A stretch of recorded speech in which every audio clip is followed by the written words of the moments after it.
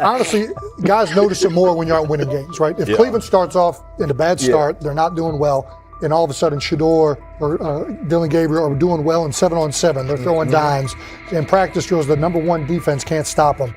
People take notice of that, and the more that the players see it, they're gonna then the comments start happening over the lunch table. They start happening throughout the building, and that's when the pressure really will get severe. The Cleveland Browns were focused on resolving their quarterback situation until Jason Kelce made pointed comments that triggered a strong reaction from ownership. The response inside the organization was immediate and intense. What exactly did Kelce say that has the dog pound on edge and the front office under pressure? We've seen that miserable game by the Cleveland Browns. So they throw Joe Flacco in there, and I like Joe Flacco. He did good, but they gave him the resource of all the first-team guys. Then they throw Dillon Gabriel in there with first teams and second teams. So Dillon always is getting protected. The same thing again, they gave this scrub max protection on every play.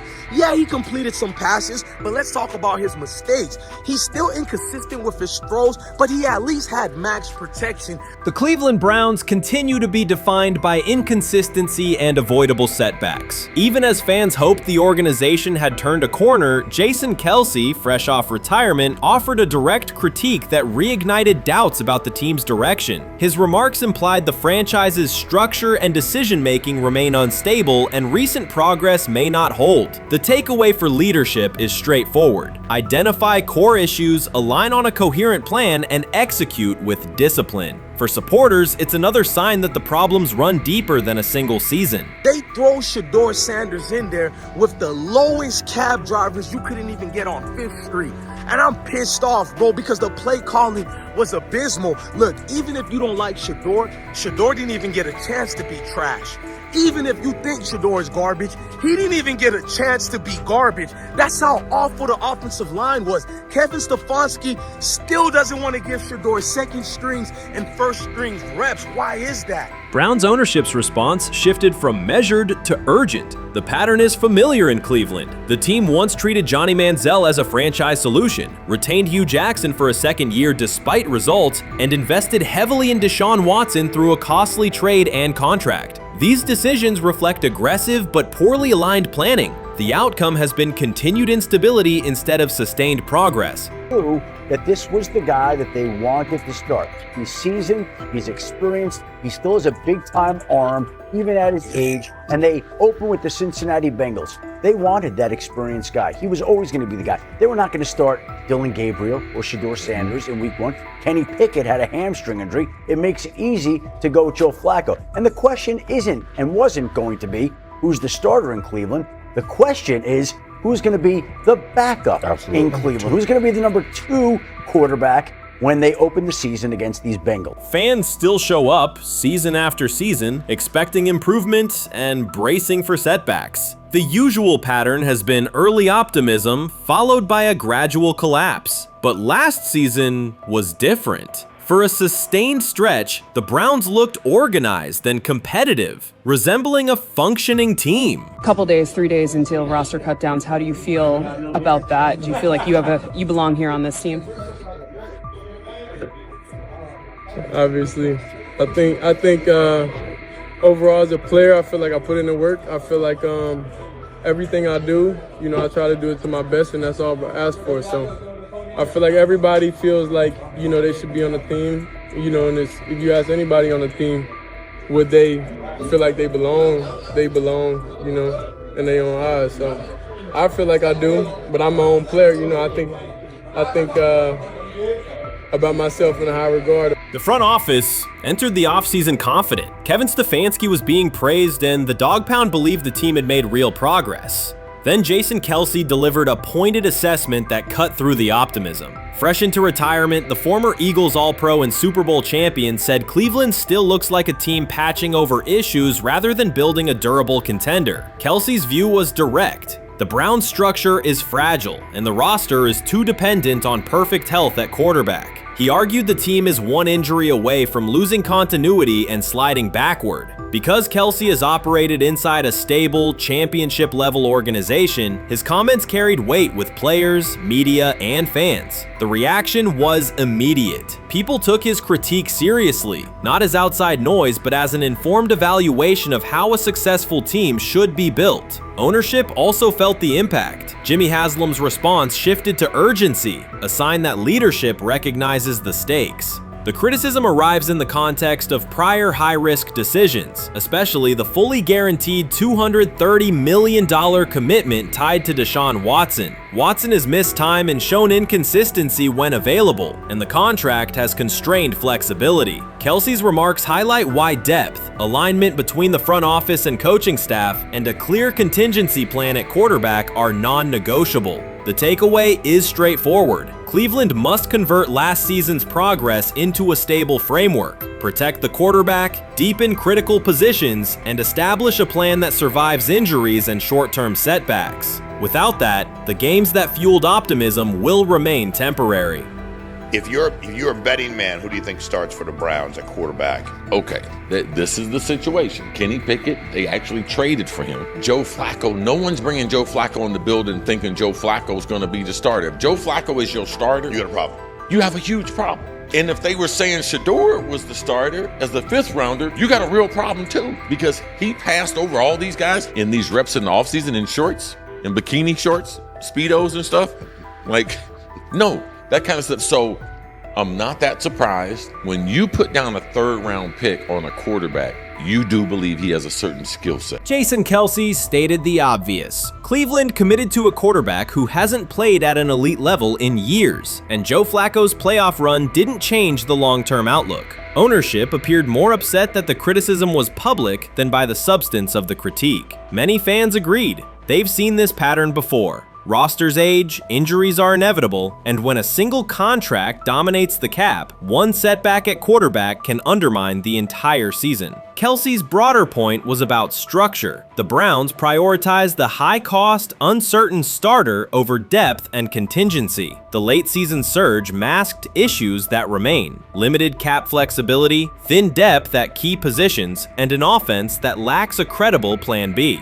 Fans recognize how quickly a strong defense can decline with injuries, and how an offense without redundancy stalls. The AFC North raises the stakes. Baltimore with Lamar Jackson sustains a top standard. Cincinnati with Joe Burrow returns to contention when healthy. Pittsburgh rarely slips below .500 under Mike Tomlin and wins with defense and consistency. In that environment, Cleveland can't rely on perfect health or peak form from one player. The path forward is clear. Diversify cap allocation, reinforce the offensive line and receiver depth, carry a legitimate backup plan at quarterback, and install a scheme that functions regardless of who is under center. Given what we saw yesterday with Shedeur Sanders, somebody on the Cleveland Browns is 100% getting fired, probably by the end of this year.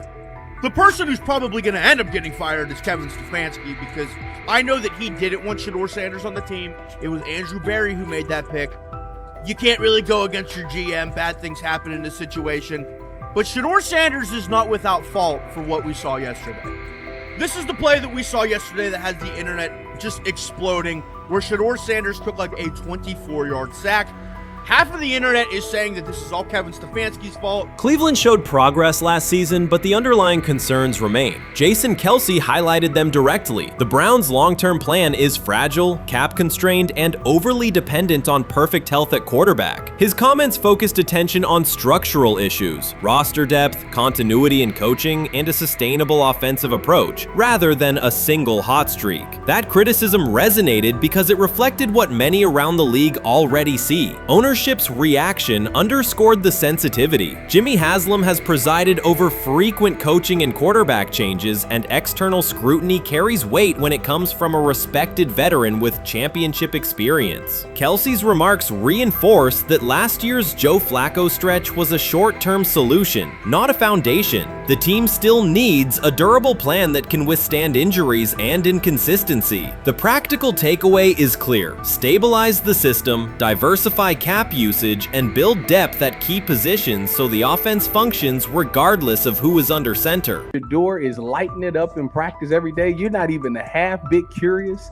to see what he could do with the ones. That makes no sense. And then on top of all of that, you got players going on podcasts and talking to people in the media saying this guy is really good. Like, this guy is legit. So even your peers respect you enough. How is it that the coaches can't see that? It always starts with the players, where the player's like, hey, you see that? You seen that pass he threw? The Cleveland Browns were taken by surprise when quarterback Shedeur Sanders stepped in for first-team snaps, asserting control of the drill and instantly highlighting deficiencies across the rest of the room. His confident command forced coaches to pause practice clips, reevaluate progressions, and consider immediate adjustments to the depth chart. Within minutes, discussions spread throughout the facility and online forums as fans weighed what Sanders' showing means for the current starters. The organization now faces an urgent, data-driven decision on whether Sanders should move up permanently. Shedeur Sanders arrived at Browns practice, took several first-team reps, and the entire quarterback group immediately felt the pressure. Coaches erased the whiteboard and reviewed their plans. Staff members exchanged concerned comments, and observers began asking whether Sanders was positioned to assume a larger role.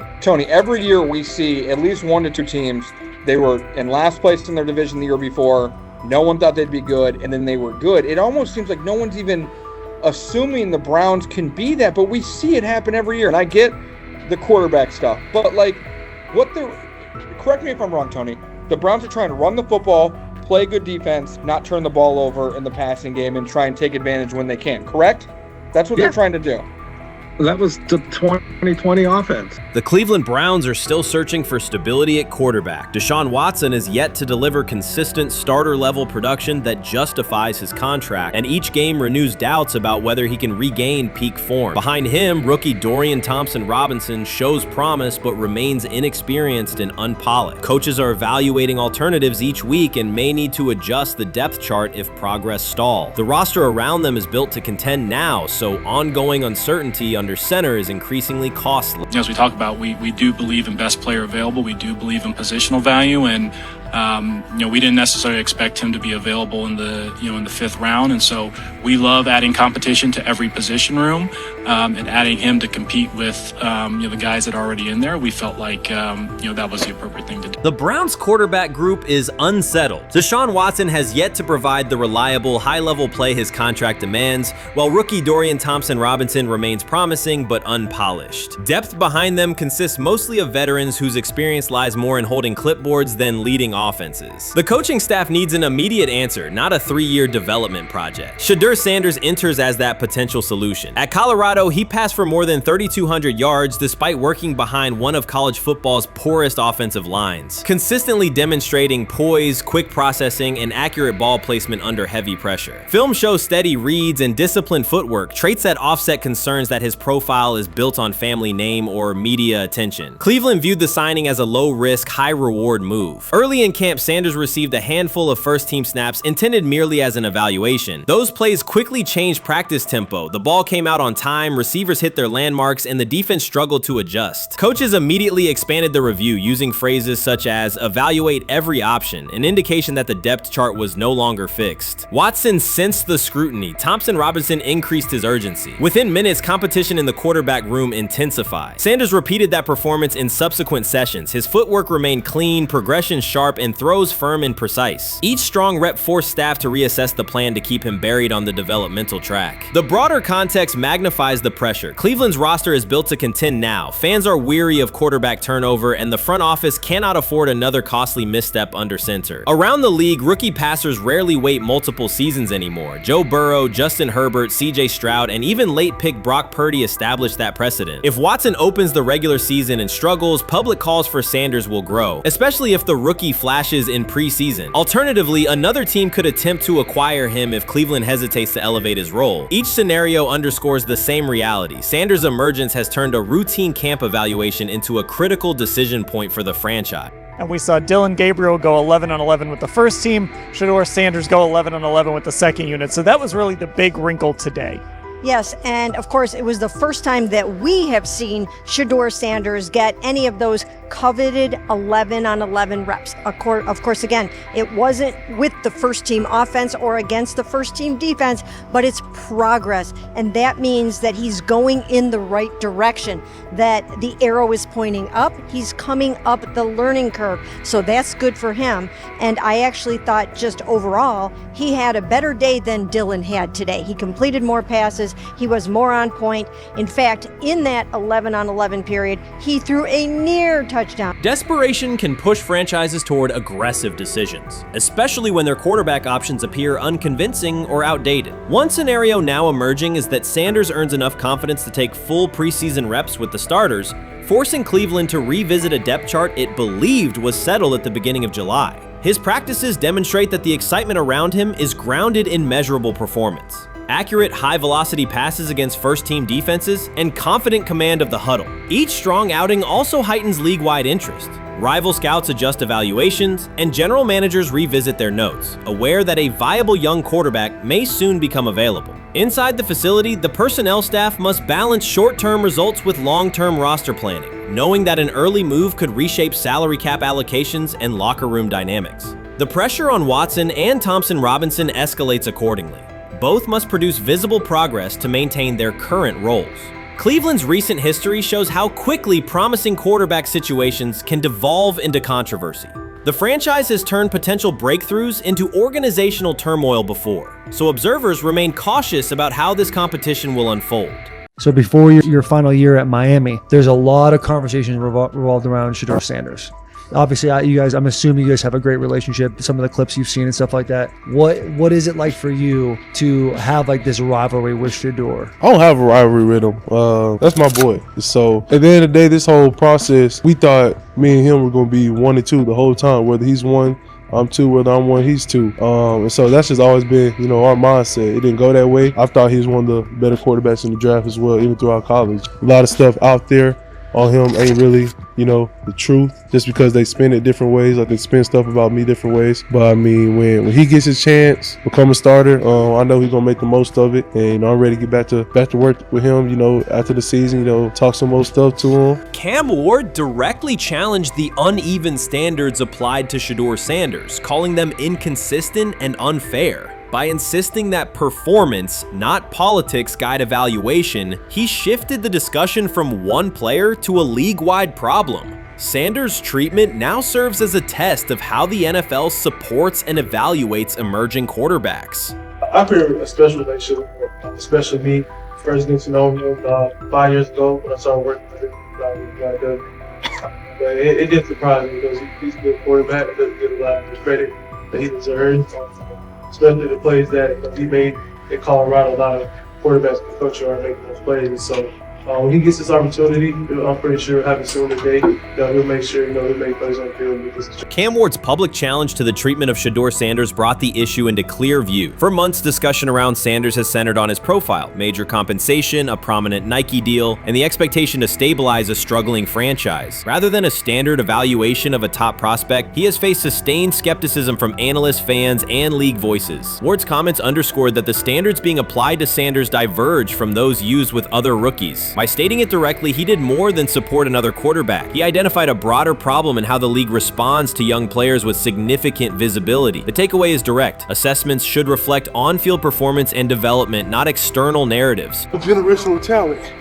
I'm gonna prove him right. I'm gonna prove him right. Don't worry. Oh my God. An article came out today. I'm generational. So I guess it's article versus article. I like that you think that, man. But we all know the truth.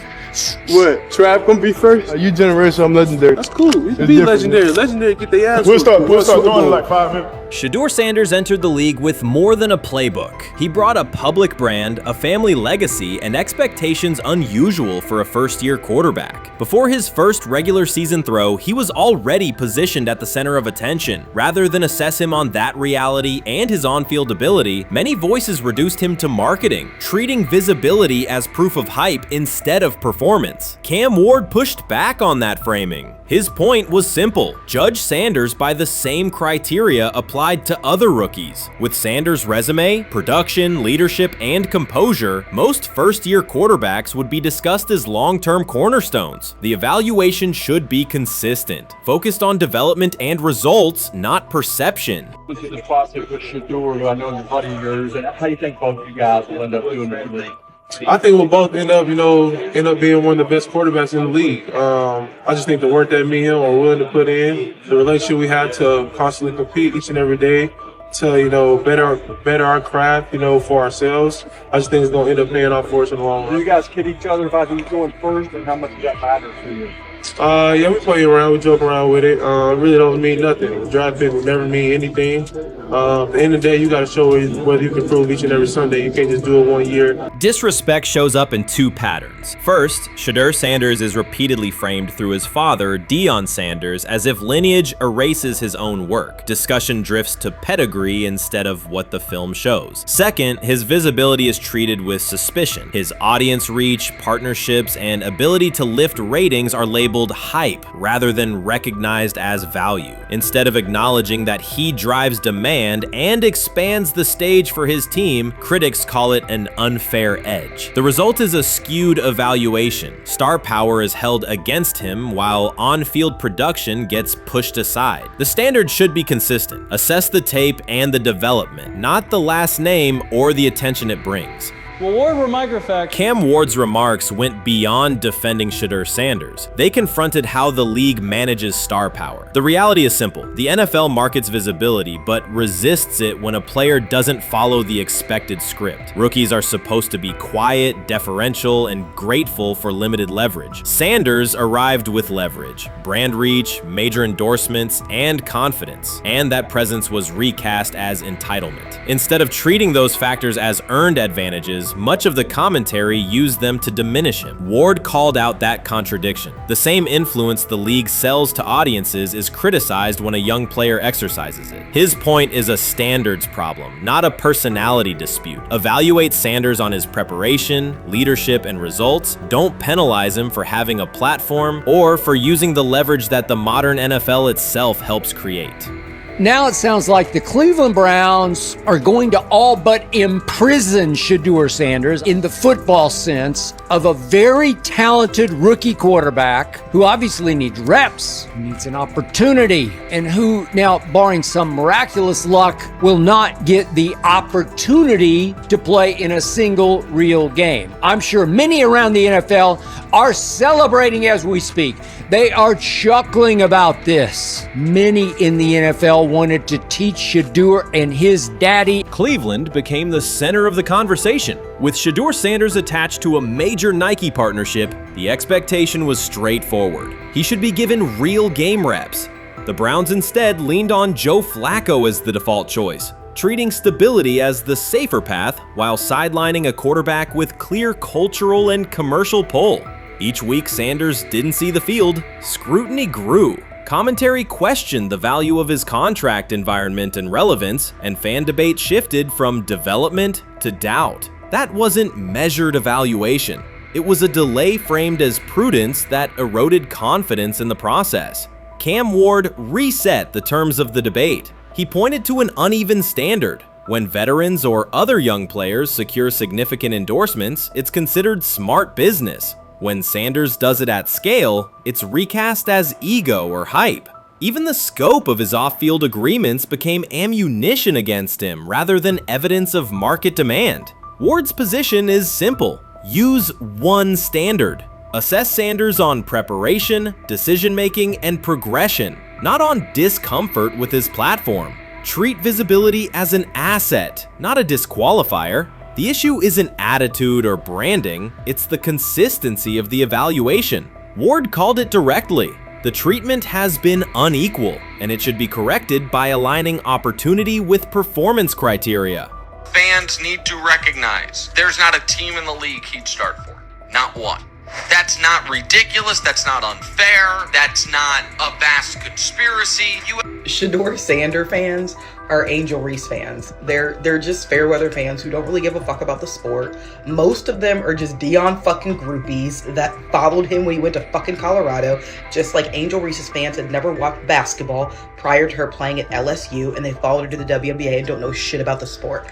That's it. Now Dion's fucking groupies are running around acting like, oh, this is payback to his dad. The timing is pivotal. Shedeur Sanders isn't trying to blend into the league's background. He's shaping the agenda. He drives debate segments, fuels short-form highlights, and moves merchandise at a pace most rookies never approach. By the metrics that define modern attention, he is the draw. Yet, a segment of observers continues to undercut him, not because of shortcomings on tape, but because of discomfort with how prominent he already is. Cam Ward put words to what many could see. Coverage around Sanders has been filtered through reaction to his visibility, rather than a clear read of his performance and growth. The market has already weighed in. Demand is real, not manufactured. Nike's record-level rookie endorsement aligned with that reality, signaling long-term value and cultural reach. This exposes a core contradiction. The NFL depends on star power to sell tickets, fill stadiums, and boost ratings, but it resists stars who set terms on their own. Visibility is celebrated until a player exercises it. The fix is straightforward. Apply one standard. Evaluate Sanders on preparation, decision-making, and results, and treat his platform as the asset it is. If the league benefits from his presence, its evaluation practices should reflect that same reality, consistently and without penalty for scale.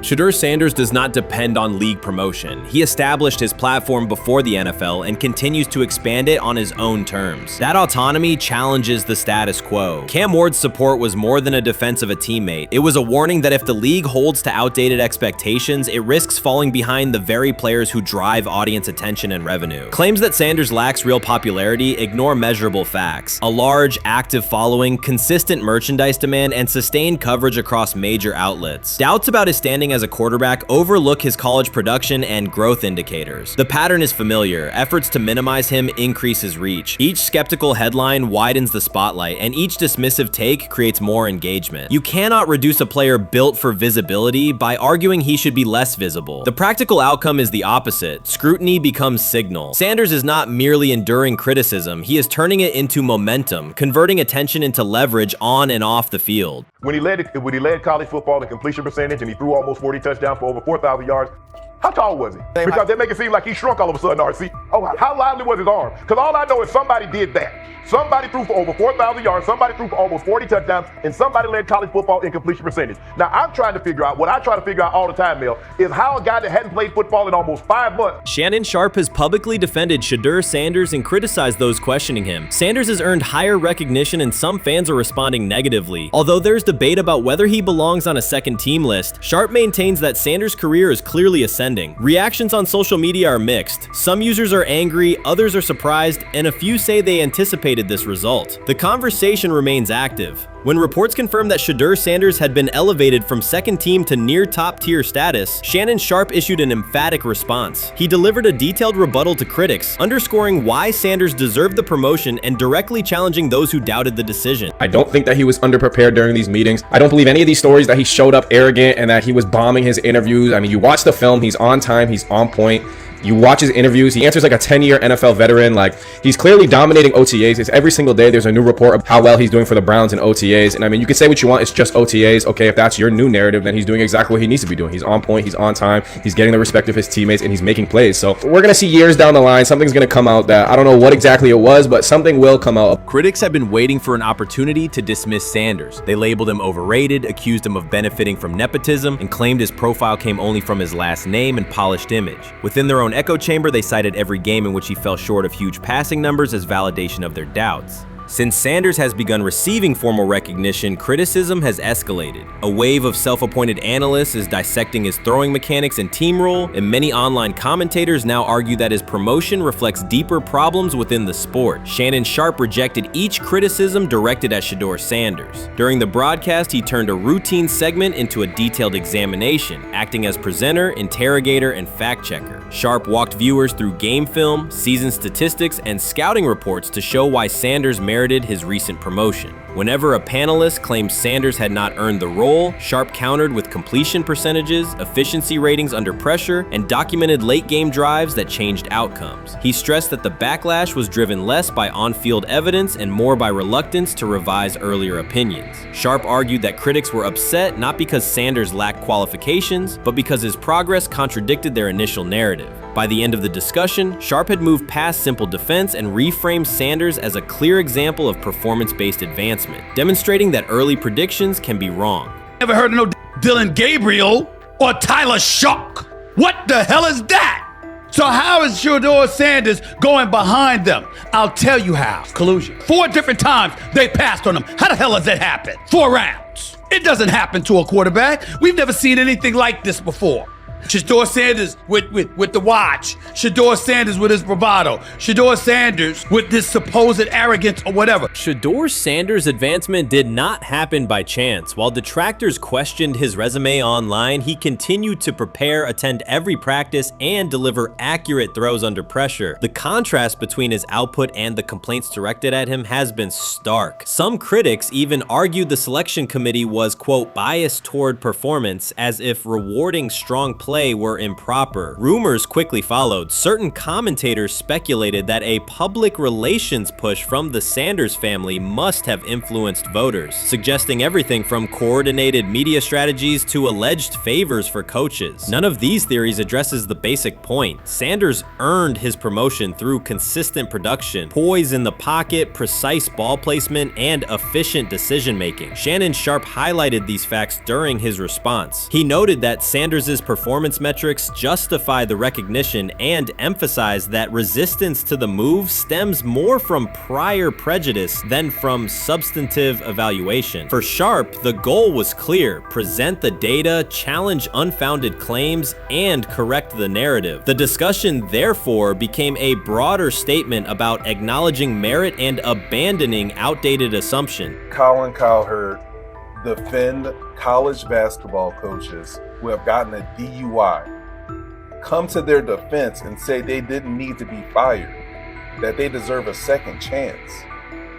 But Shedeur Sanders drives 40 miles over the speed limit, gets a one-on-one ticket, and Colin Cowherd comes on his show today and says he's out on Shedeur Sanders. He's seen enough. He can't support him anymore.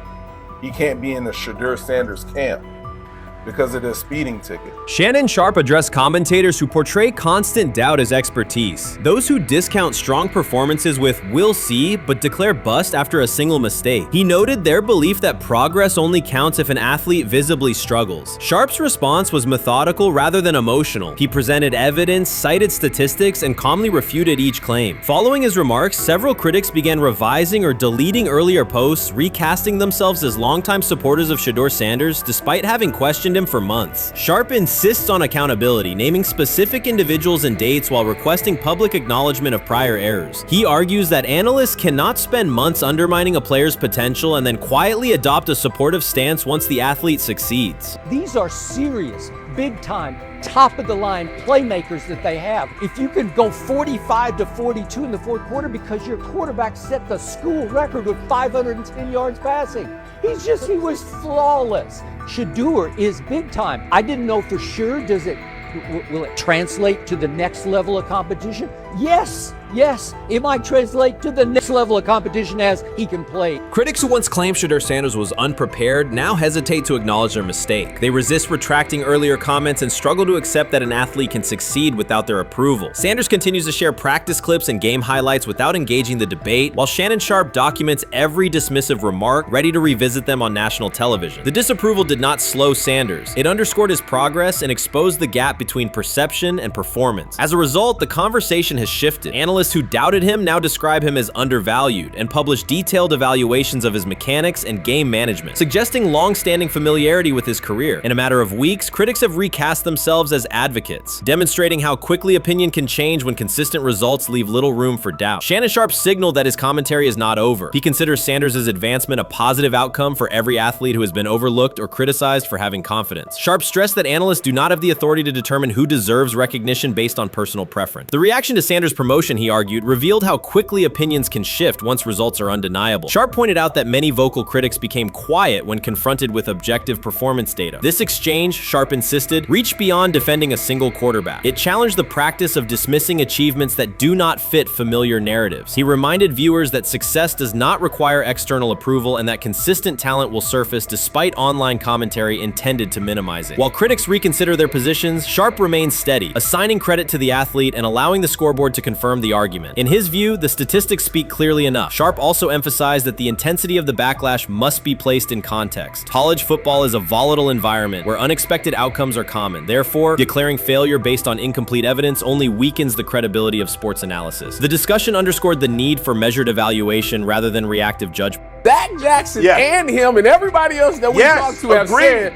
that Shedeur looks good. He looks really good. He looks better. And we got Zach that say Dylan Gabriel ain't even an NFL quarterback. It's true. So how is it that this man can't get a rep with the ones, but that non-NFL quarterback can? We all what agree with sense that. does that make? Some observers now claim that recognizing Shedeur Sanders' strong performance undermines football's traditional standards, even though they previously argued he received coverage only because of his father. Faced with Sanders' current statistics, those critics are searching for explanations that fit their earlier narrative. The data have always been clear. Their earlier objections ignored that fact. Shannon Sharpe is openly highlighting this reversal, comparing past negative remarks with Sanders' recent 400-yard games to demonstrate the gap between criticism and evidence. Sharpe did not force these commentators to backtrack. He simply displayed their earlier claims alongside Sanders' results, allowing the contrast to speak for itself. What do you think is happening in Browns camp? What do you think is going to happen there? Before I let you go, Lewis. You know, I think it really does. It really does all depend on how Kevin is able to, as it relates to Shedeur, work him in enough. Well, one, Shedeur has to earn the right for Kevin and the staff to have discussions about, hey, we got to get him more reps with the ones and twos. We got to get him more reps with the ones and twos when we're going team period, not just walk through or not just 7-on-7 team. Louis Riddick reacted sharply on air after viewing practice footage from the Cleveland Browns. The clip showed quarterback Shedeur Sanders executing a string of precise throws while the Browns head coach watched with a broad smile. Riddick questioned whether the session was focused on evaluation or celebration, arguing that visible enthusiasm from the staff could cloud objective assessment of a rookie's progress. Earlier in the segment, Riddick's tone had been measured once the Sanders highlights appeared. He criticized the perception that a routine practice was being treated like a marquee event. He stressed that coaching reactions should remain subdued until performance translates into game situations. Riddick concluded by calling for accountability and asking the Browns to clarify how they plan to manage expectations for Shedeur Sanders as training camp continues. Couldn't imagine me myself saying, hey, you know what? As someone who has been at the very bottom to try and ascend to like some level of success, I could never imagine going, you know what would be really cool? I'm gonna play a joke on someone like this and make pretend that I'm a GM and I'm drafting you when actually I'm not, and then I'm gonna hang up and just giggle about it. Man, what the hell are we doing? Seriously, what are we doing when we think that that kind of crap is funny? I don't know. Trying to get likes on TikTok. I don't have the right words for it. Right, Lewis, I'm gonna say this. I don't have the right words for it. Few situations unsettle a former front office executive faster than watching coaches celebrate a rookie quarterback before pads come on in August. In Louis Riddick's view, the Browns staff did more than acknowledge promise. They acted as though they had already secured their franchise leader. Throughout the session, Shedeur Sanders delivered 40-yard throws off his back foot, ran crisp 2-minute drills, and displayed steadiness rare for a first-year player. According to reports, each successful rep drew audible admiration from the sideline, highlighting how quickly enthusiasm has escalated. When Riddick reviewed the same practice tape and heard the glowing comments, he challenged the reaction on live television. He argued that a few controlled drills should not override the methodical scouting and development work that normally guides roster decisions. Riddick's criticism focused less on Sanders' talent than on the evaluation process. He warned that comparing a prospect to established stars or joking about renaming the stadium creates pressure before the player has taken an NFL hit, faced a disguised coverage, or logged a preseason snap. Praising potential is acceptable, he said, but anointing a savior in July risks repeating the organization's history of premature quarterback expectations. Sanders brings confidence shaped by his father's legacy and his own disciplined preparation, yet Riddick insists that progress must be confirmed over time. He urged the Browns to temper public excitement, follow a structured development plan, and reserve celebratory reactions for on-field results that matter. Regular season production under live pressure, not highlight clips from a midsummer workout. He has to earn that. Kevin has to figure out a way to do that. So then you can reasonably assess what you have in him compared to Dillon Gabriel, compared to Kenny, compared to Joe Flacco. If you don't, then the conversation surrounding him is going to continue to be what it's been, which is, but for some people, he was overhyped all along. He's not that great of an athlete, doesn't have a big enough arm. There's a reason why he was a 5th round pick, blah, blah, blah, which I don't believe.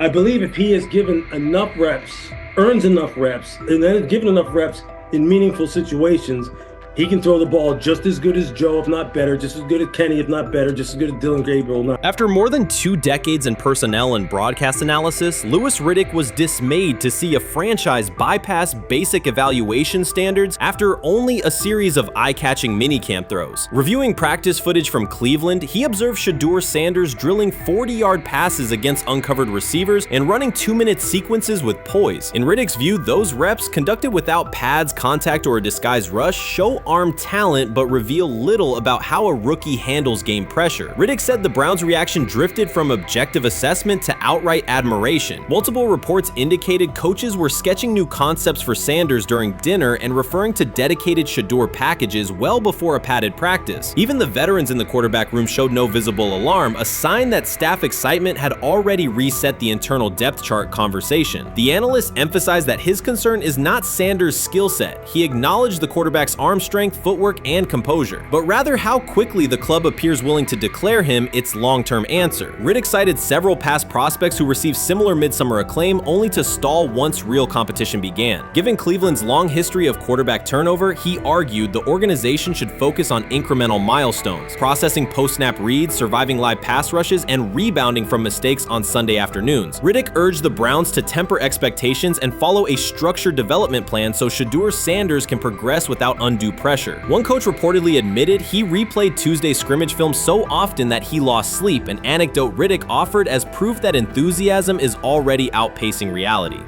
All asking now is what is going on with Shedeur Sanders, and so the floor is yours. Maybe you can make sense of this free fall with what was at one point the top-rated quarterback in this draft class. Yeah, Shay, I think at this point in time, this really isn't a football discussion any longer. This is a personal discussion. This is about it's a fit discussion. It's whether or not teams are just comfortable with everything that comes along with Shedeur in terms of who he is as a person, all the people that are surrounding him in terms of his inner circle, and whether or not teams deem that to be something that they're comfortable with. Right or wrong, that's the only conclusion you can really come to at this point. Louis Riddick voiced an escalating concern during the segment. Having witnessed numerous quarterback setbacks in his career, he worries another may be forming, not because Shedeur Sanders lacks talent, but because the praise around him is growing without restraint. Sanders has simply attended practice, delivered accurate passes, led the huddle, and shown the composure expected of an NFL player. Riddick fears the Browns' reaction, treating routine drills as proof of long-term success, risks setting premature expectations. He cautioned that the organization seems ready to celebrate a franchise savior before Sanders has taken a competitive snap, noting that such early adulation has derailed promising prospects in the past and could impede Sanders' measured development. While much of the NFL community attended the ESPYs in Los Angeles, Shedeur Sanders spent the day in Cleveland with families recovering from a residential explosion. He did not seek cameras or a red carpet appearance. He chose to be present in a neighborhood working through loss. Weeks earlier, an explosion at the Rainbow Terrace apartments in the Garden Valley neighborhood displaced more than 100 residents. Local officials reported that 42 families were left without housing. A father suffered burns over most of his body and remained in a coma. His 2 young children were hospitalized in critical condition. The damage extended beyond structures. Families lost possessions, stability, and routine. Cleveland City Council member Richard A. Starr described the moment as a family fighting for its future. Outside of local reporting, national attention was limited. Sanders decided to go to the site, meet residents, and help organize a day focused on relief and connection. The decision drew questions almost immediately. Some asked why he was not at the ESPYs, others questioned his motives. Sanders did not respond with counter-arguments. He explained simply that he felt an obligation to be present and that he would act on that conviction. This was not a team-scheduled appearance. He promoted the gathering himself, arrived without ceremony, and spent the day with residents. His approach emphasized listening, participation, and time. The event, which he called the Garden Valley Fun Fest, brought a large turnout over several hours. The purpose was straightforward: create space for families to reconnect and for children to play, even as recovery work continued. Sanders threw passes with kids on the blacktop, joined in games, and spoke with parents and grandparents about what they were facing next. He moved through the apartment complex and common areas with minimal staff support. Browns defensive lineman Michael Hall Jr. attended and interacted with residents as well. There were no speeches or staged moments. The focus remained on residents and their needs. Questions about visibility persisted as photos and short clips circulated online. Some criticism framed the visit as a substitute for a higher profile appearance in Los Angeles. Sanders kept to the same message. The priority was to support a neighborhood coping with displacement and uncertainty. He did not present the choice as a protest of any event. He presented it as the correct use of his day. When local media asked about his intent, Sanders said his goal was to provide families with a day of enjoyment and a reminder of community. He added that financial support can help, but that showing up in person also matters. Standing with people, listening to them directly, and offering time. The statement matched the structure of the day. He stayed on site, remained accessible, and left the focus on residents rather than on himself. The timeline mattered to him as training camp approached. Sanders did not connect the visit to his role on the depth chart or his draft position. He kept references to football confined to preparation, learning the playbook, protections, cadence, and timing, seeking guidance from veterans, including Joe Flacco, and staying ready for opportunities when they come. He has repeated that he has time to grow and intends to use it to learn the system and earn trust. The visit did not alter those priorities. He returned to his regular schedule the next day. Since arriving in Cleveland, Sanders has treated community work as part of his responsibilities. Before his jersey went on sale, he visited schools, including John Marshall High School, speaking with students about goals, accountability, and effort. He set public objectives confidently, such as long-term aspirations for the franchise, but paired them with routine work in the building, meetings in stall, film, and on-field reps. The day at Rainbow Terrace fit that pattern. Identify a need, show up, contribute, and avoid unnecessary attention. For residents, the Fun Fest provided a brief reprieve from ongoing challenges: housing transitions, school logistics, medical appointments, and the paperwork that follows an emergency. For teammates and staff who observed, it was an example of a rookie investing time locally without seeking a headline. For Sanders, it reinforced how he plans to operate in Cleveland: be consistent, be present, and let action speak. The setting at Rainbow Terrace underscored the scale of recovery ahead. Families described the first weeks after the explosion: nights in temporary housing, efforts to replace clothing and essentials, coordination with agencies and community groups. Sanders moved from group to group, speaking with parents about their immediate needs, greeting elders who came to watch the activities, and encouraging kids who wanted to throw a football, run races, or take a photo. He kept the schedule flexible so residents could arrive and leave as they were able. Community partners and volunteers handled tables for supplies, simple games, and refreshments. There were no sponsor banners or organizational pitches. Residents organized as they usually do, checking on neighbors, guiding children, and sharing updates. Sanders' role was clear: participate, make time, and listen. The presence of a recognizable player brought energy, but the purpose remained practical: create a normal afternoon in a place that had not felt normal since the blast. Online reaction covered the full range of opinion. Some posts praised the decision and the event's tone. Others questioned why a rookie would skip a high-visibility awards show. Sanders did not try to manage that conversation. He maintained the same explanation. He chose to spend the day where he believed he could be useful, and then he returned to his football schedule. The approach was consistent with how he addresses other topics, answer directly, and move on to the next task. The same measured approach appears in his preparation for camp. Sanders has not asked for public guarantees about reps. He has focused on install recall, cadence, and protection IDs, route timing, and situational work. He has sought input from veterans, thanked teammates who have provided guidance, and spent time with receivers and linemen to align on communication. Coaches have emphasized that the quarterback competition is a process, and Sanders has accepted that framework. His emphasis remains on readiness. None of this overshadows the experience and resumes of other players on the roster. It does provide a clearer picture of how Sanders operates as a professional. He separates off-field actions from promotional efforts. He keeps football preparation focused on what he can control. He communicates with teammates across position groups so that timing and expectations are shared. He does not try to steer attention in his favor. He tries to make steady progress. The day in Garden Valley was one example. He arrived without a speech, stayed for hours, and left without an announcement. He did not ask for recognition. He offered time. Residents responded in kind. Kids lined up for catches and races. Parents and grandparents asked about camp and wished him well, and neighbors coordinated rides and schedules around the event. The atmosphere felt like a neighborhood gathering, not a media production. Local leaders who were present or who spoke later emphasized that recovery will take months. Families will continue to navigate housing, healthcare, and daily logistics. Events like the Fun Fest do not resolve those issues, but they help sustain community connections and morale. Sanders' contribution was to create a space for that to happen and to treat the day with the same seriousness he applies to practice, plan, execute, and keep the focus where it belongs. As the preseason approaches, Sanders will continue to compete for opportunities on the field. He has said he will be prepared when called upon, and that he understands the importance of mastering details before focusing on outcomes. The organization will make decisions based on evaluation, and he will accept the results while continuing to improve.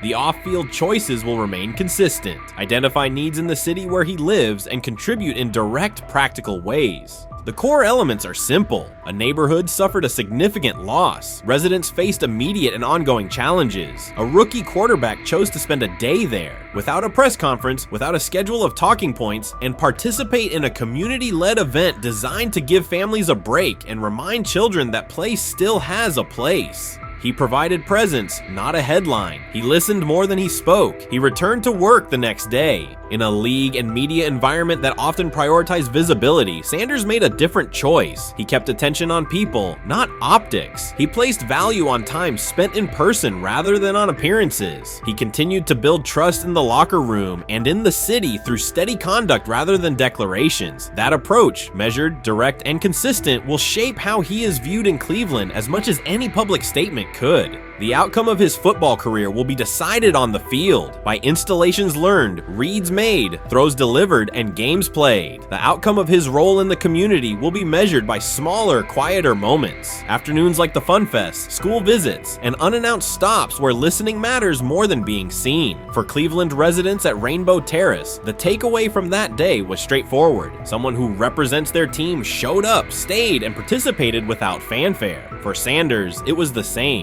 Do the work in front of you, whether that is a practice period or a neighborhood event, and keep the focus on the people who are affected most. You can't fire the owner because he can't fire himself.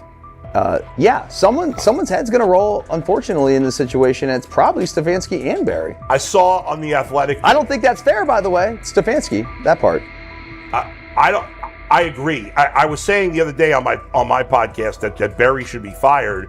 And I said I wouldn't fire Stefanski, but a couple of people made the point of saying, well, if you fire the GM, you got to give him a chance to hire his own coach, which is fair. That's true. Mm-hmm. So I would fire Barry. I would hire a new GM. If that GM thinks Kevin Stefanski's a good coach, wants to stick with him. Right. The situation in Cleveland has escalated with the NFL. Sources indicate GM Andrew Barry is prepared to move on from head coach Kevin Stefanski if he refuses to elevate Shedeur Sanders. The Browns are weighing a major quarterback change. Leadership appears to be aligning behind Sanders and pushing for immediate action. This is a high-stakes decision about control and the team's direction. I think it's unfair for me to comment in I guess, maybe on behalf of the industry, all I can say is this, the time that we spent with Shedeur, and what he's done throughout his college career is impressive. He's an impressive young man. He's a really good quarterback. Sometimes, fit comes into play. And I'd also say this, there are 4 more rounds of the draft. And then maybe lastly, it's less about where you get picked and what you do after you get picked. That's really the most important thing. Getting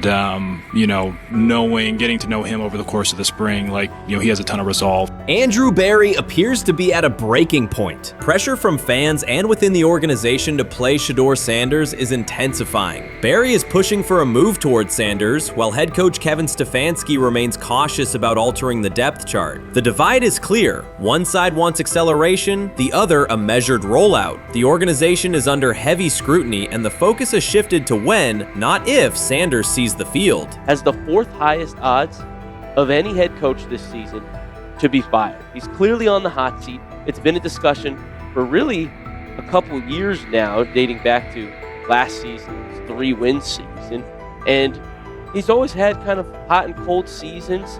And now the sports books are saying he's 4th on the list. Number 1 is Mike McDaniel of the Miami Dolphins, Brian Dable of the Giants at 2, Shane Steichen at 3, and there is Kevin Stefanski plus 650 to be fired. This has moved beyond tension to outright stubbornness. Rather than elevating Shedeur Sanders, the staff has chosen Dillon Gabriel. The current depth chart looks less like a forward plan and more like resistance to change. Fans have been clear about who they expect to see, yet the organization keeps delaying. Every week without a real evaluation of Sanders slows development and blurs accountability. Cleveland is choosing a conservative approach when a decisive decision is needed, sending a message of uncertainty to both the locker room and the city. Now being the 3rd-string quarterback for the Cleveland Browns, was that so much was made out of unbelievable. He actually made the team as the 3rd-string quarterback. Like that was a big deal. Like that was somewhat of a surprise to a lot of people. He should have been the first pick in the draft. Kevin Stefanski appears to be doubling down to validate his approach. Despite sustained demand from Browns fans to see Shedeur Sanders reflected in chants, merchandise, and constant discussion, he continues to keep Dillon Gabriel in front on the depth chart. The decision functions as an assertion of control rather than a response to momentum. Even with clear signals from the fan base, Stefanski is staying with Gabriel and delaying a full evaluation of Sanders. It is a deliberate choice to maintain his plan and pacing, not to accelerate change. Cleveland is prioritizing continuity over recalibration, keeping any transition to Sanders on hold. But yeah, I mean, the Browns are in a tough spot. They have wasted. You traded a ton of high draft capital to get Deshaun Watson. You've gotten nothing out of Deshaun Watson and missed an opportunity. Like, who knows who they would have drafted? Now, maybe they would have screwed up those picks and the Browns would still be in bad shape.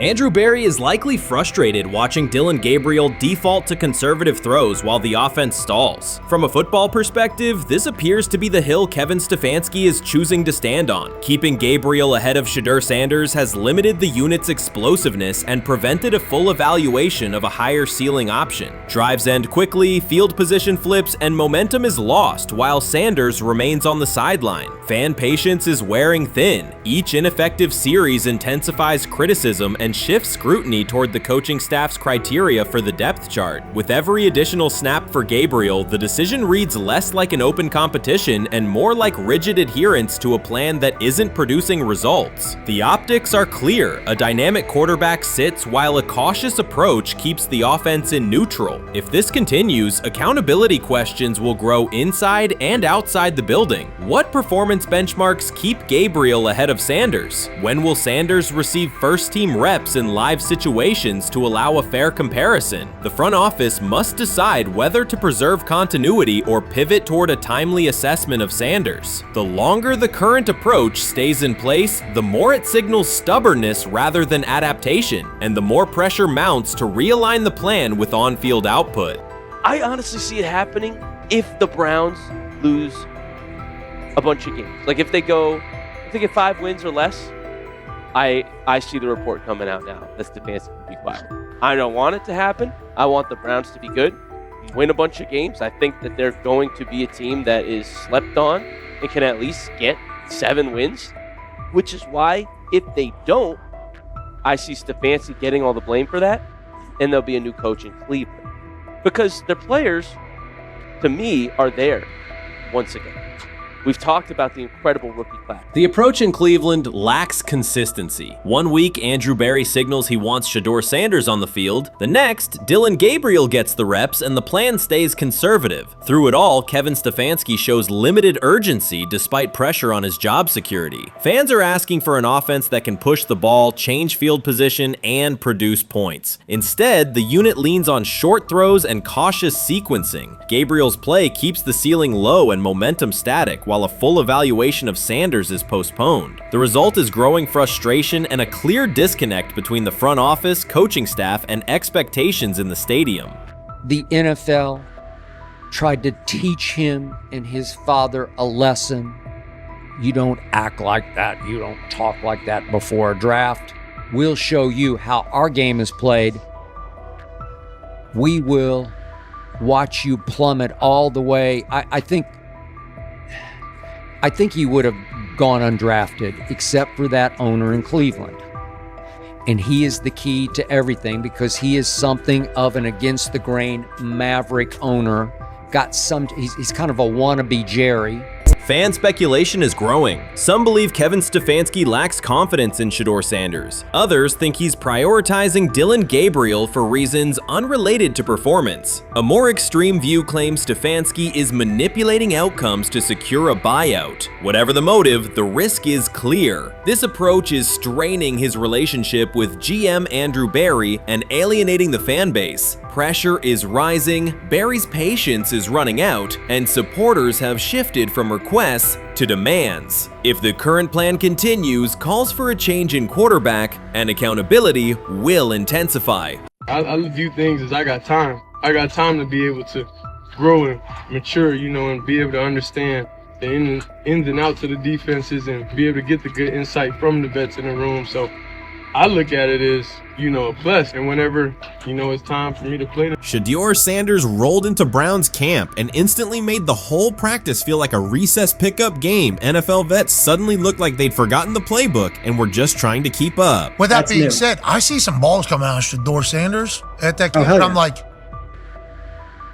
kind of looks like a guy. Yeah, I'm ready. He can sling it. Ready to. I see him, some of the veterans, how they talk to him, mic'd up, see what he's doing in the community. Talking about Njoku there? Njoku, Mike Napier. Once you see, different little interactions and things like that, I know he has the talent. We'll see. It'll be a competition that usually brings the best out of guys, especially young guys. So I'm interested to see how that quarterback situation. Right after Shedeur Sanders tightened his cleats and the Browns settled in for what they figured was a routine camp day, the whole vibe tilted sideways. No blazing comet, no UFO touching down at midfield, just a swagger-charged quarterback striding in like he'd crashed the wrong league and thought, yeah, I'll stick around and run this show. The Browns had no clue what storm was rolling in. You'd expect an NFL team to do a quick scout, maybe pull up a highlight reel or two, but nope. They greeted Shedeur with a shrug, only to watch him seize the field on snap one and run the whole operation like a seasoned pro. First and foremost, he's been the best quarterback in camp. Now look, Joe Flacco ain't had many opportunities. There was a whole day I saw he didn't throw the ball at all. Here's my theory on the situation. They already know who's starting in the number 2 is. They already know. Joe Flacco and Shedeur Sanders is already locked up. You're missing the boat, people. You're missing the boat. Your boy, Kenny Pickett and Dillon Gabriel, they're fighting. Shedeur didn't merely clock in, he hijacked the session. One moment he's loosening his arm, the next he's roasting veteran QBs like faded names on busted draft boards. Defensive coordinators everywhere had the same gut punch reaction.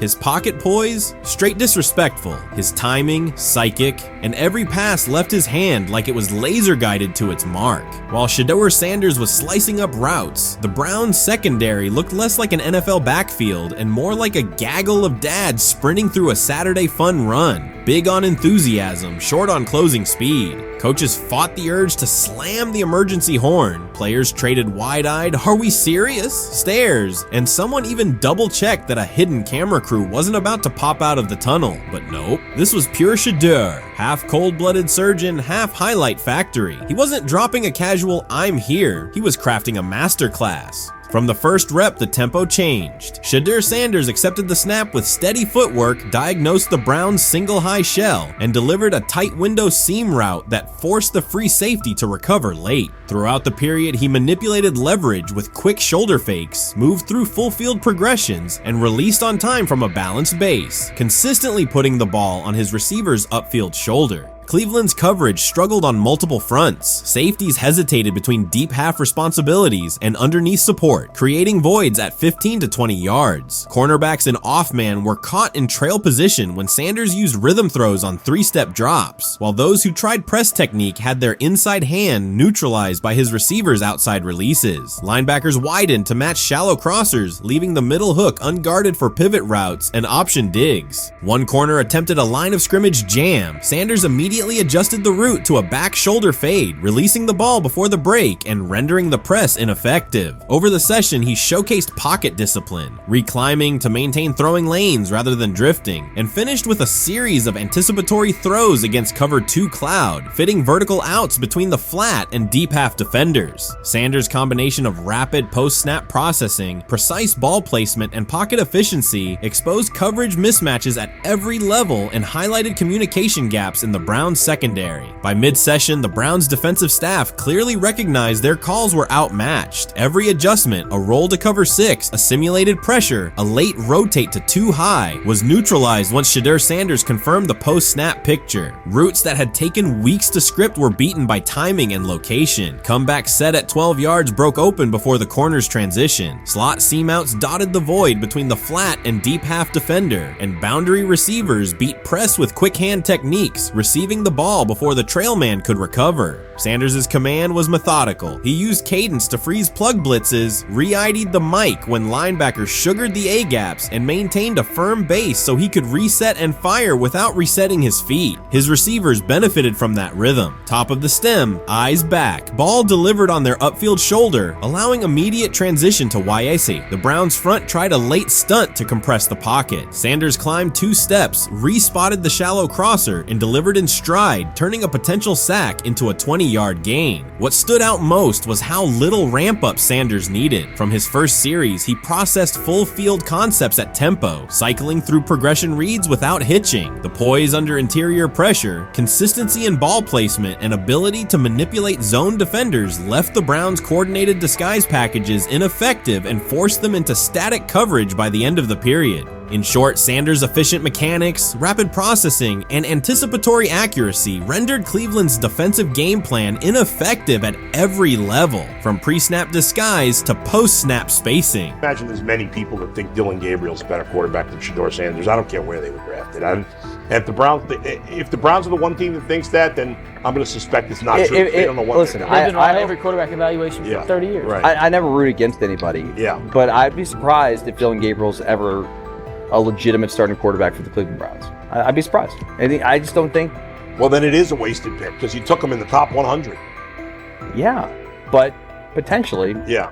May get away with it because of Shedeur. An edge rusher chirped at Shedeur Sanders between snaps, hoping to shake his rhythm. On the very next play, Sanders answered with a 30-yard laser, a deep dig from the boundary side that split the single high safety and the trailing corner. He hit the top of a 5-step drop, kept a firm base, and delivered on time to the receiver's outside shoulder, turning what should have been a routine rep into a sudden change explosive. From that moment on, every coverage wrinkle the Browns tried, rotating from cover 3 to quarter half, flashing a Tampa 2 shell, mugging both A-gaps, was met with a precise counter. When corners pressed, Sanders adjusted the route to a back shoulder fade. When safeties widened, he checked to a glance post. When linebackers bailed, he found the running back on a delayed option out of the backfield. Even late simulated pressures couldn't move him off his spot. He simply climbed, reset his feet, and fired. As Cleveland's defenders rotated through checks, Sanders manipulated them with cadence and eye discipline. He froze weak side safeties plays long enough to create intermediate windows, then feathered the ball into those lanes before help could arrive. When the Browns finally dropped 7 and matched every route, Sanders tucked the ball and converted 2 separate 3rd and 6 situations on the ground, reminding everyone that his mobility is as calculated as his arm. By the end of the session, the defensive coordinator's call sheet looked obsolete. Sanders had neutralized blitz looks, exposed spacing issues in zone, and forced the unit into static base coverage just to survive the period. It wasn't a camp drill anymore. It was a clinic on timing, processing speed, and controlled aggression, delivered snap after snap by a quarterback who never needed a warm-up lap to own the field. They never planned on taking him. The problem is,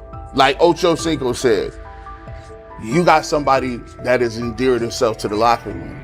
And guess what? The difference between him and Tim Tebow, the biggest one, is he can play. He can throw the ball. Tim Tebow running around being an H-back, he can throw the ball. And he's done everything he needs to do. He ain't saying nothing. He ain't rocking the boat. He ain't mad about the reps. He ain't mad about none of that. All the people out there want to see is this, like Tyler said earlier. We want to see what he can do with Jerry Jeudy. That's it. I want to see what he can do with David Njoku. I want to see him with Junkins. I want to see him with the first running backs. If you are cooking, if you are beating down the doors with the 3s and 4s, guess what?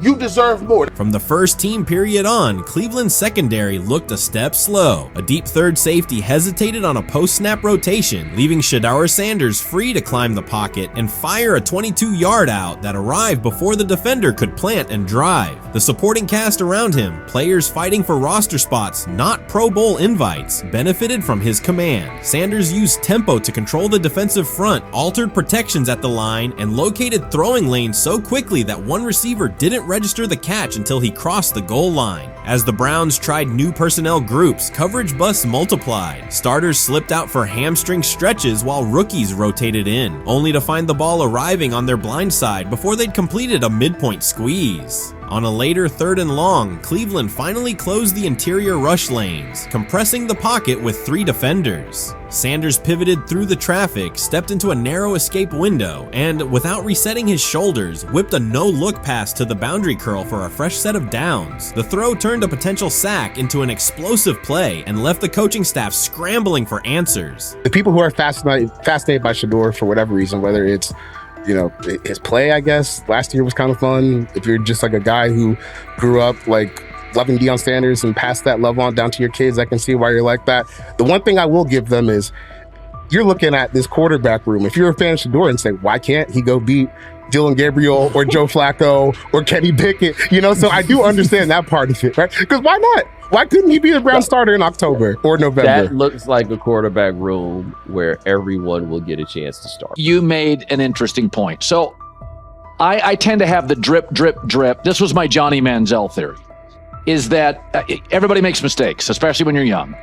But if I see 2, 3, 4, 5, then you've got a plumbing issue. It's not just you didn't close the faucet. So there's about 6 pieces of video in college where Shedeur was a little bit of a brat. Whatever. Then there's the legendary cringy draft room. Didn't love that as a B prospect. Then there's back-to-back speeding tickets, both over 90, and a missed arraignment. The NFL is navigating unexpected headlines after a former Browns coach publicly defended Shedeur Sanders in response to reports of multiple speeding tickets. The coach's statement has sparked extensive online debate. Supporters welcome the show of loyalty, while critics question the motive. Sanders now finds himself at the center of an unforeseen controversy, and observers want to know why a Cleveland coach is standing so firmly in his corner. The story is developing rapidly and continues to draw intense attention. When it came out that he got a speeding ticket, I said it's not really that big a deal. I feel very differently about it now. Over 40 miles an hour over the speed limit, less than 2 weeks after you just got a ticket. I don't know if that's entitlement or immaturity. There's got to be some teams that are feeling very good right now that they didn't draft him. Observers are focusing on Shedeur Sanders' recent speeding ticket, treating the violation as a measure of his character and sidelining his athletic, academic, and philanthropic accomplishments. The incident, driving 15 miles per hour over the limit in a borrowed Lamborghini, has drawn sharp criticism. In response, a former Cleveland Browns coach has taken the opportunity to comment, even though the franchise is widely viewed as unstable due to its frequent coaching changes and limited on-field success. By defending Sanders, he presents himself as an authority on discipline and leadership. The statement, coming from an organization seldom praised for stability, has nonetheless attracted considerable attention across the league. You want to defend him a little bit. I thought this was an interesting take. Yeah, I thought it was really interesting that you said you were out because of the speeding tickets. To me, that's such a minor thing. You were so high on him in terms of his completion percentage in OTAs, and I thought that was a little aggressive on your part. But with the speeding tickets, I got a speeding ticket the first night of the draft, my first year there. I thought maybe I'd get the benefit of the doubt, but they gave it to me anyways. As soon as the former Browns coach defended Shedeur Sanders, social media erupted with commentary, resembling the volume of draft night coverage. Posts and opinions appeared within minutes, and criticism escalated rapidly. Detractors amplified Sanders' minor speeding violation, while supporters argued that such reactions were disproportionate to a single traffic citation. Shedeur Sanders received 2 speeding citations, and the minor traffic issue quickly drew national attention. Before considering the former Browns coach's response, it is useful to clarify the facts. Sanders, son of Pro Football Hall of Famer Deion Sanders and a current college quarterback, was twice ticketed for exceeding the limit while driving a high-performance vehicle. Commentary on social media escalated rapidly, with critics framing the incident as a significant character concern, even as the league has historically tolerated far more serious legal transgressions. Stepping into the debate, a former Cleveland Browns coach, best known for a tenure filled with losses and contested decisions, issued a strong public defense. He argued that 2 speeding tickets should not define Sanders' reputation or overshadow his on-field talent and community work, urging a balanced assessment of the player's actions. I don't love it from a 5th-round draft pick. I don't love that it happened multiple times, but I do think that this is the first time he's been away from his dad, and there's gonna be some growing pains now.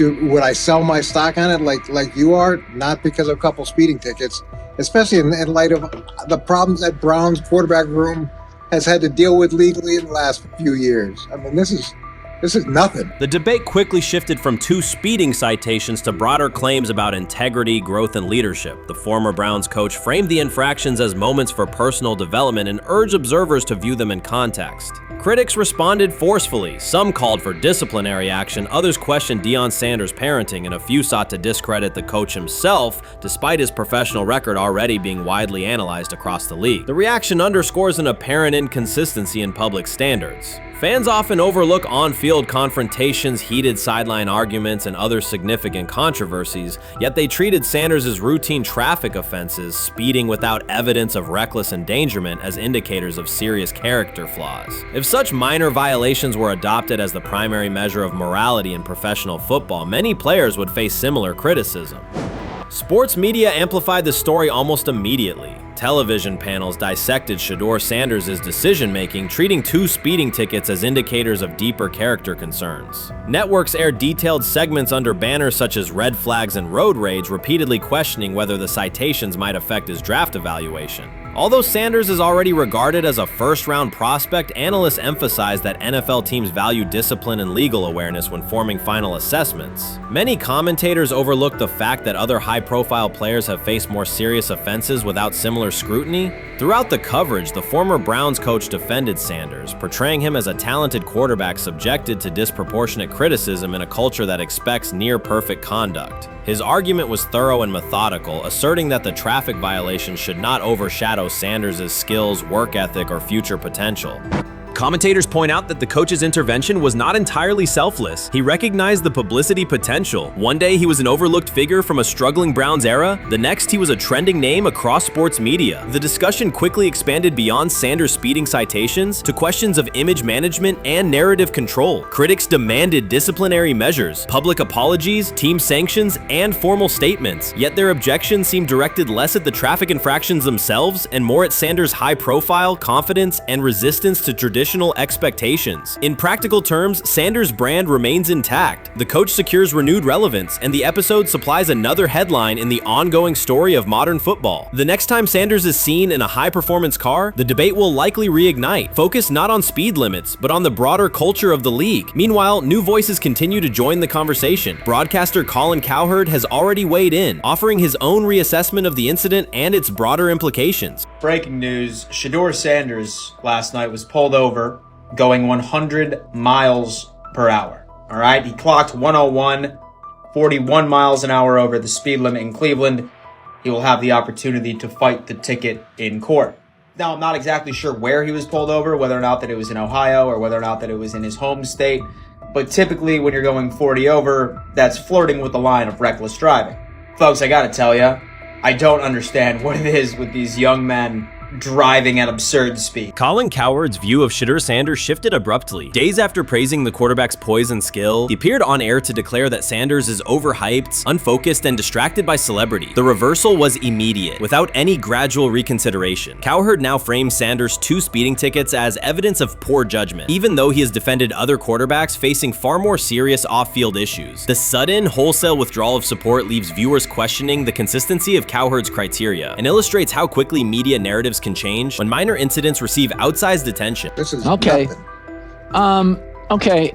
The how much of this is? I mean, Jimmy Haslam has his hands all over Manziel, has his hands all over Deshaun Watson. Admitted it, man enough to admit it. I saw the reaction in the draft room when they took Shedeur Sanders. Pretty obvious it wasn't the coach and the GM's pick. How much is this? This team has 8 last place finishes in 13 years owning it. How much of this is we don't have a very good owner here like Washington, D.C. and the Commanders? Yeah, I didn't love the owner stepping in and saying, you got to take this guy in the 5th round. And I doubt they'll ever admit to it. While Colin Cowherd urged teams to move on from Shedeur Sanders, former Browns coach Eric Mangini offered a more measured response. Mangini, whose tenure in Cleveland was marked by mixed results, used his platform to provide context rather than condemnation. Instead of sensationalizing the speeding violations, he encouraged viewers to consider Sanders' circumstances. A 21-year-old quarterback whose life is scrutinized both on and off the field. Mangini acknowledged that the tickets were mistakes, but emphasized that they do not by themselves define Sanders' character or future. He noted the extraordinary attention athletes receive today, combining the responsibilities of quarterback, public figure, and social media presence. Under such pressure, missteps are magnified, and criticism multiplies quickly. Mangini concluded that any evaluation of Sanders should weigh the totality of his behavior, performance, and growth, rather than isolate 2 traffic citations as decisive evidence of poor judgment. So the Shedeur Sanders, I want to talk about this. So here's a prime example. Shedeur Sanders, they had 3-day mini camp for the Cleveland Browns. And now Jimmy Haslam actually has some money. The Bengals owners and the Rooneys are near the bottom of the league in net worth. But what the Browns have is what I would call the Buffalo Bills used to have this years ago, pre-Josh Allen. What are Browns veterans saying about Shedeur Sanders behind closed doors? According to internal discussions, the feedback goes beyond casual praise. Several veterans describe his performance as franchise level. Private locker room conversations compare his command of the offense to established starters. And one senior assistant reportedly called him Sunday ready after a single walkthrough. The consensus is that front office staff and coaches have taken serious notice. Inside the Browns facility, informal conversations circulate among players and coaches. These remarks carry significant weight in personnel evaluations and often influence practice rotations. When veterans speak this strongly, the message typically reaches decision makers quickly, especially during roster planning. In short, the internal perception of Sanders is already affecting how the staff views the current quarterback depth chart. Browns vets kind of weigh in on Shedeur Sanders and how he's been since he arrived in Cleveland, in Pound Town. And I think it's very, very important that we discuss it, because it'd be really easy for these vets to, this wasn't like a on-the-record interview. This is just kind of back channels into what the vets are saying, the rumors, but the sources telling us.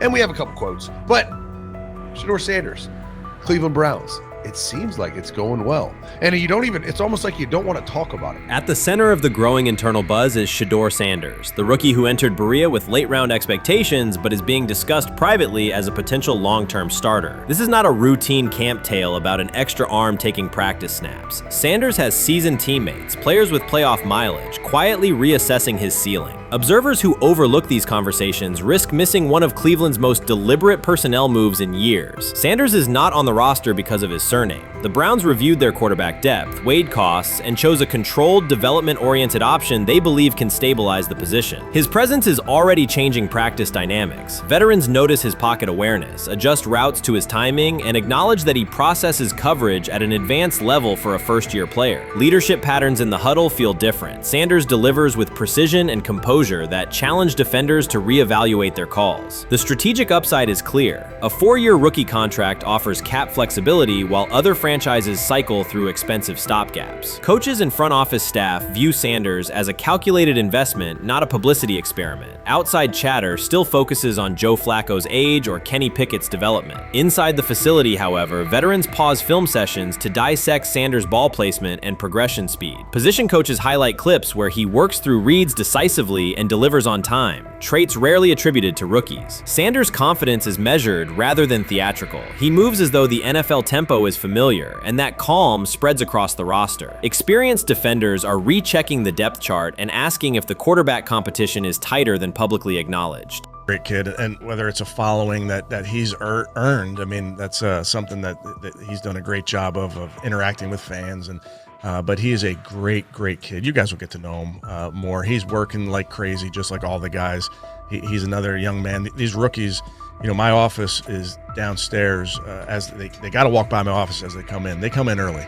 And Shedeur, just like all those guys, he's in there early. He's getting his work done. He has not yet secured the starting job. Evaluations so far come only from brief practice periods, no comeback drives, no national headlines, just steady execution in shorts and helmets. In a league that celebrates splashy debuts, Shedeur Sanders is earning trust rep by rep. Veterans typically withhold judgment until late in camp, yet several are already studying his footwork and timing, which suggests genuine respect. Inside the building, coaches sense that the Browns may have finally found a stabilizing presence at quarterback. Cleveland's recent history underscores why this matters. The team has started 9 quarterbacks over the past 2 seasons, an indicator of instability rather than depth. Sanders arrives with composure, arm strength, and a well-known surname, so any sign of readiness is magnified. Financial context also plays a role. The Browns are allocating a significant portion of the salary cap to Deshaun Watson, whose performance has not matched that investment. To manage costs, the front office signed 4 additional quarterbacks on low-impact contracts. Together, they account for far less than Watson's annual cap figure. If Sanders continues on his current trajectory, that structure could give Cleveland both competitive clarity and much-needed financial flexibility. He's the only person who's come out and say, hey, man, this dude look kind of good, man.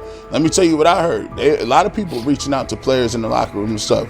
To me, I think this is it's a red herring. Like, I'm supposed to suspend myself to disbelief that he was going to look bad. I've never expected him to look bad to start with.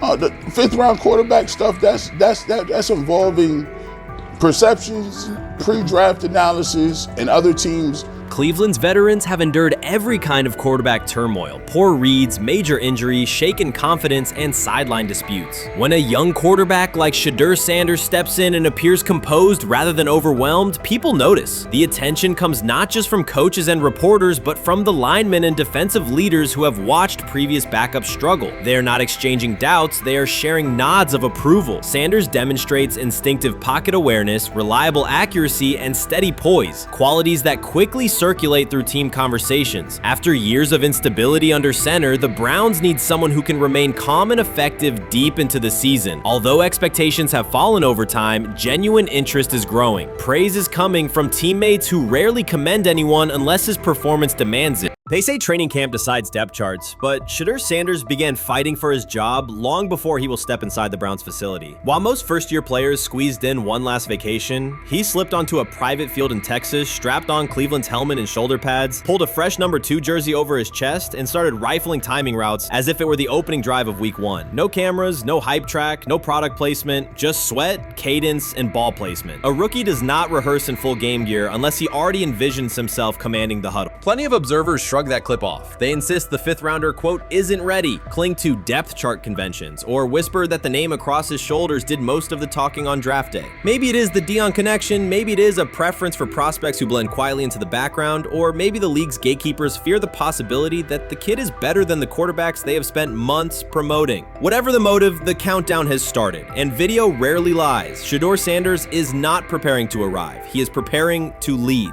Footage of a 22-year-old quarterback running live reps in July should dominate highlight loops, but it barely registers on national outlets. Why? It ruins the tidy narrative. The easy storyline paints Shedeur as a pampered legacy prospect banking on his father's fame. Yet the tape shows something different. A rookie drenched in afternoon heat, drilling footwork, calling protections, and imagining cover 2 rotation before the first official meeting ever takes place. Elite mental prep looks boring on social feeds. It looks devastating when the season starts. Walk into Cleveland's quarterback room and you step into politics, not simply competition. Joe Flacco, a Super Bowl MVP in decline, carries institutional trust. Kenny Pickett, rescued from Pittsburgh's reset, carries hometown intrigue.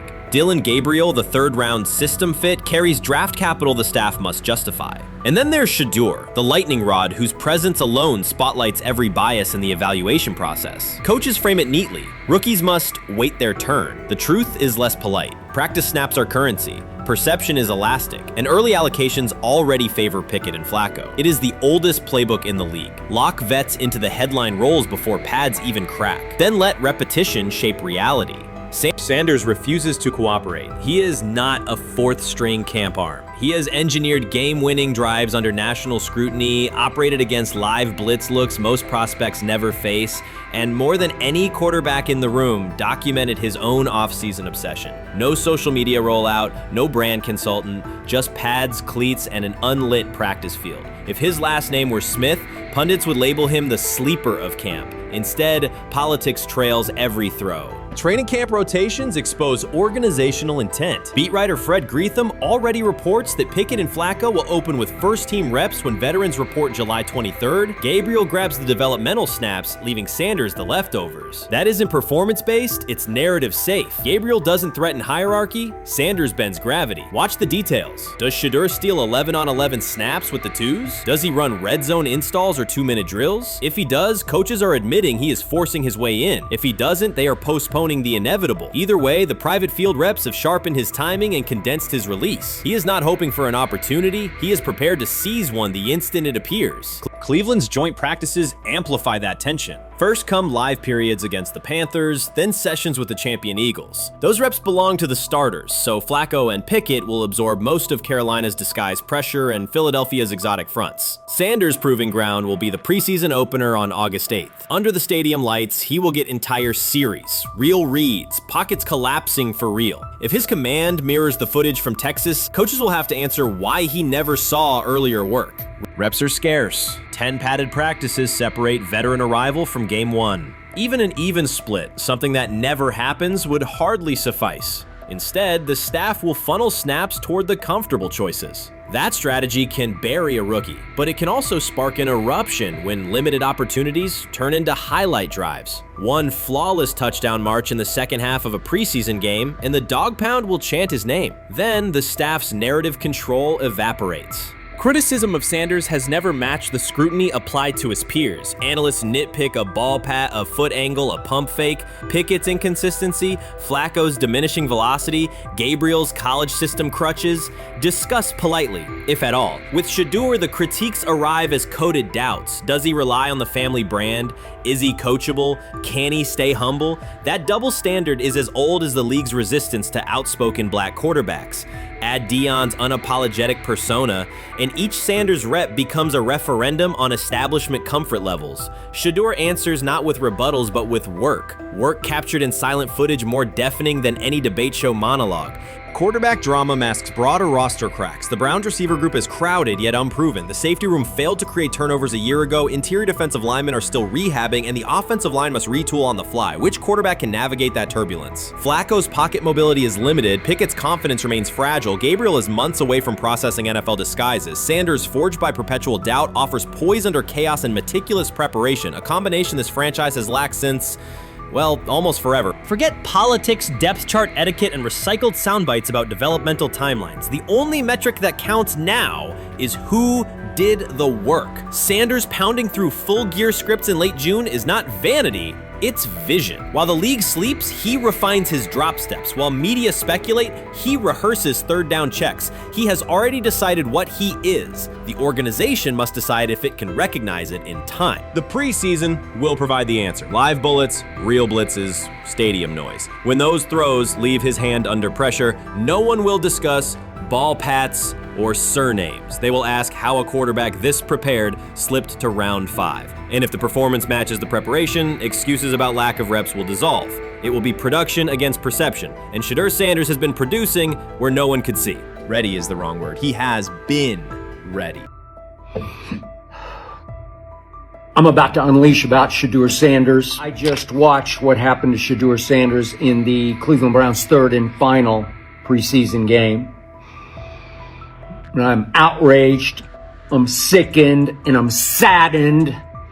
By the way, Shedeur continues to be treated in the National Football League now by those sorry-ass Browns and sorry-ass Kevin Stefanski. The Cleveland Browns are once again mishandling a promising quarterback. Skip Bayless criticized the organization for failing to develop Shedeur Sanders and for misusing his skill set. He argued that the team's decisions are undermining Sanders' progress and turning a major investment into a cautionary example. Bayless pointed to inconsistent usage, questionable play calling, and a lack of clear direction as key issues limiting Sanders. He said the Browns need a defined development plan and stronger support if they expect Sanders to succeed. Skip Bayless delivered a direct, critical assessment this week. After seeing Shedeur Sanders in a Browns uniform, he argued that Cleveland is mishandling the quarterback and undermining his development. Bayless said the team's approach shows poor planning and inadequate support around Sanders. He dismissed excuses about strategy and emphasized the need for better coaching, deployment, and protection. In his view, the Browns are setting themselves up for problems before the season begins unless they establish a clear plan for Sanders. Given the team's recent decisions, his reaction is understandable. Cleveland has a history of inconsistent quarterback development. Shedeur Sanders is a premium prospect, the son of a Hall of Famer, a proven college performer, and a widely recognized figure. The organization should prioritize his reps, protection, and a clear development plan, not place him behind Dylan Gabriel as if he were a secondary option.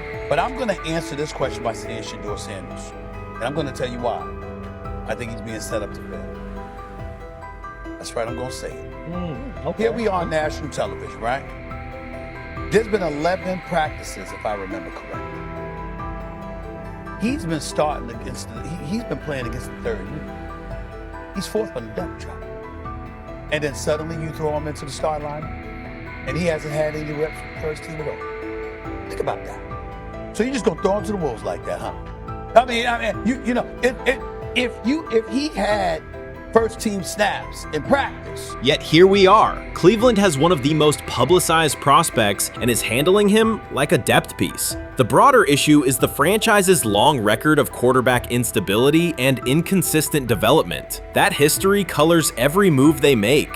When the Browns draft a quarterback, fans don't anticipate a long-term answer. They brace for another reset. Shedeur Sanders should be treated as a priority, not as an afterthought behind Dylan Gabriel. Let's give him a chance. Let's give him a chance with the play calling. You know you have an offensive line that isn't playing that well. So what do? Why not just play the short game so he can get the ball out of his hands very fast to run a competent goddamn offense? Outside of that, Shedeur has to be better in understanding that the offensive line that you're working with right now is not adequate.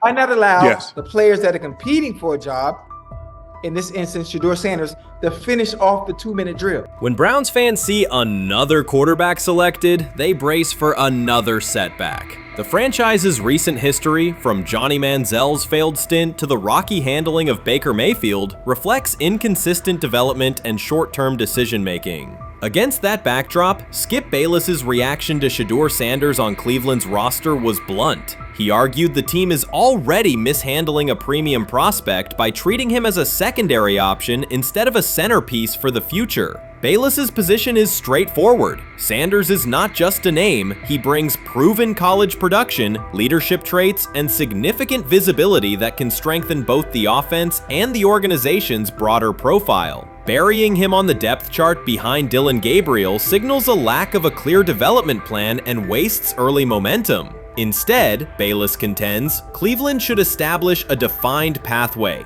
First-team practice reps, protection and personnel tailored to his strengths, deliberate play calling that accelerates processing, and measured in-game opportunities that build confidence and execution. In his view, the Browns need alignment from the front office to the coaching staff to prioritize Sanders' growth. Continuing to treat him like a depth piece risks repeating the same cycle that has undermined previous quarterbacks. Committing to a coherent plan gives Sanders and the franchise a realistic chance to convert potential into sustained performance.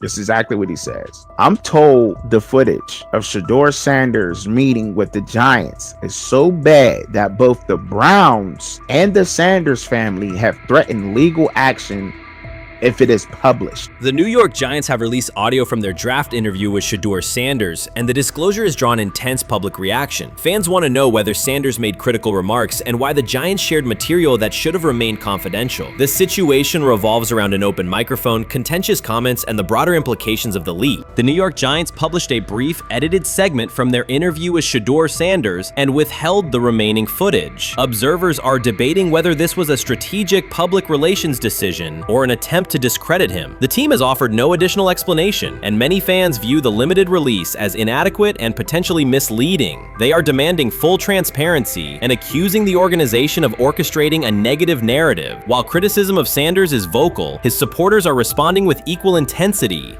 There was another team that he sat down with. What do you mean it didn't go well after that? So, he was pissed that they did that to him. They did that to him. He counter-confronted the them. same thing they do to every other quarterback prospect. They did that to him. They slide in a mistake to see if you catch it. Right. And so because you're the quarterback. But he didn't take it as a correction. He took it as like he got pissed off. Yeah, and it's like so here's another one. So another one was, he throws a bad interception, and it was a deep throw early in the game, and he comes back and they go in the meeting, they show the interception. The Giants have released only a brief excerpt of the interview and are refusing to share the rest. Their decision has drawn criticism across TikTok, X, and Facebook, where many see it as a poorly handled public relations move. Fans are calling for the full recording to be published so the situation can be judged in its entirety. The GM is on film that the son, they asked the son last draft, yo, who you think I should pick? His son yo, you need to get the Jaden Daniels, big. This is what his son, it's on tape. You should go Jaden Daniels. He laughing at his son. And all right, cool, get Jaden Daniels. I don't even know how that tape got out. I wouldn't have let the get out. Shedeur Sanders appears unfazed by the situation. Although the Giants suggested he was more hype than substance, their handling of the interview has instead elevated his visibility. Analysts across major sports outlets are now discussing him more than before, keeping his name prominent in the news cycle. New York Giants, where these tapes at? You hear me?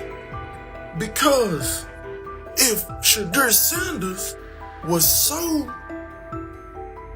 unprofessional, y'all would have leaked the tapes for the whole world could see, right? Cause understand, it's a lot of he say, she say.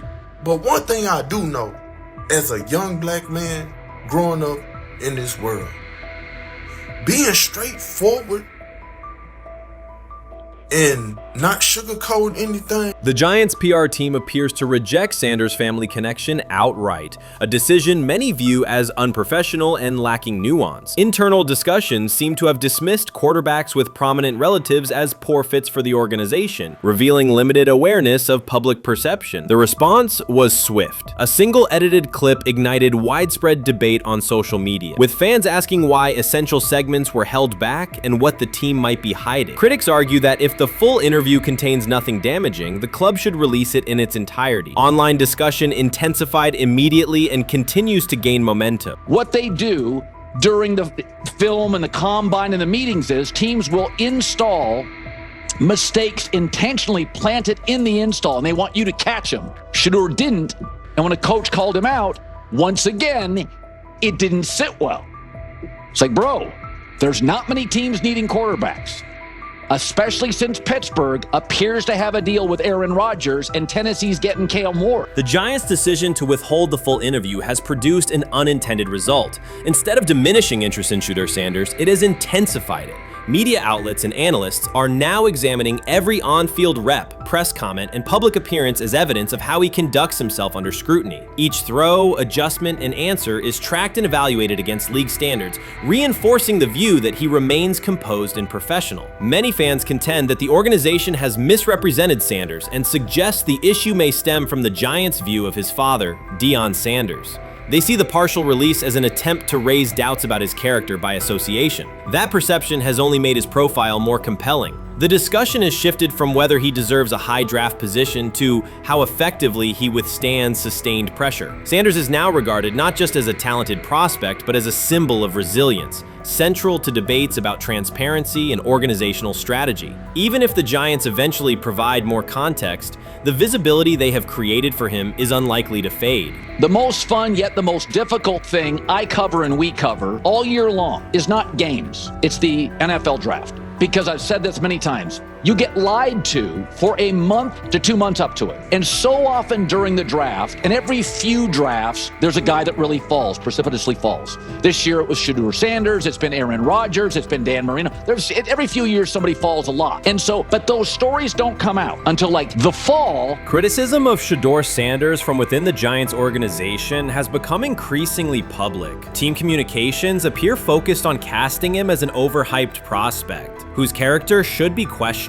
a narrative that seems aimed at shaping opinion rather than assessing performance. Yet each selective release or negative remark has instead amplified attention on Sanders and elevated his reputation. Efforts to confine him to a narrow, unfavorable image continue to produce the opposite effect, reinforcing his position as an underdog who endures external pressure. The debate has shifted from football analysis to broader concerns about narrative control and transparency. Fans, reporters, and online communities are still urging the Giants to publish the full interview, arguing that only complete context can resolve speculation. The organization's refusal to comply has intensified scrutiny and led many observers to conclude that the team underestimated public reaction and now faces questions it could have avoided with full disclosure. The tapes, the New York Giants have the tape. They definitely have the tape. It's confirmation that they had the tape. Shedeur didn't do nothing. It's what they saying he did. I'm gonna tell you what these mixed reaction right here.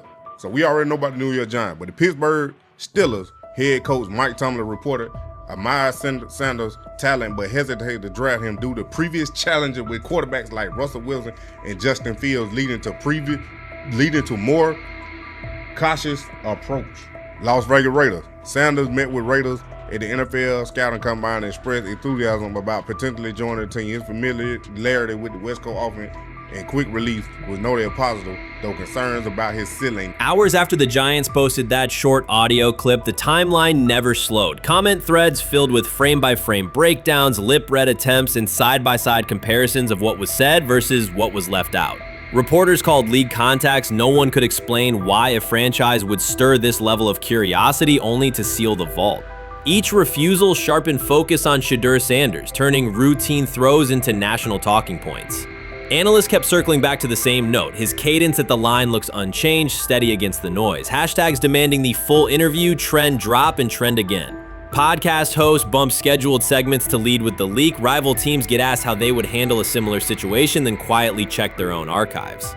Inside Giants headquarters, the plan to shape the story looks less like strategy and more like a slow burn spotlight they can't switch off. And now every preseason snap, every media availability, every stray sideline camera angle gets fed into a loop that asks, what are they still hiding? The file remains locked. Curiosity keeps compounding. Until someone presses upload or steps to a podium and explains the redactions, the subject drifts away from depth charts and play design, fixing instead on secrecy, control, and the risk of underestimating how fast attention turns pressure into permanence. Momentum isn't fading, it keeps recalibrating, louder, impossible to mute. Many observers declared Deion Sanders was finished. They argued that his public style attracted unnecessary attention, that his health had deteriorated too far, and that his coaching career was approaching an abrupt conclusion. They misread his resolve. When speculation intensified, Sanders did not schedule a press conference or issue a formal statement. Instead, he released a short video recorded at his Texas home, walking alongside recording artist Lil Wayne. The footage established two facts. Although Sanders still walks with a limp, he remains active, and he intends to return to the sideline.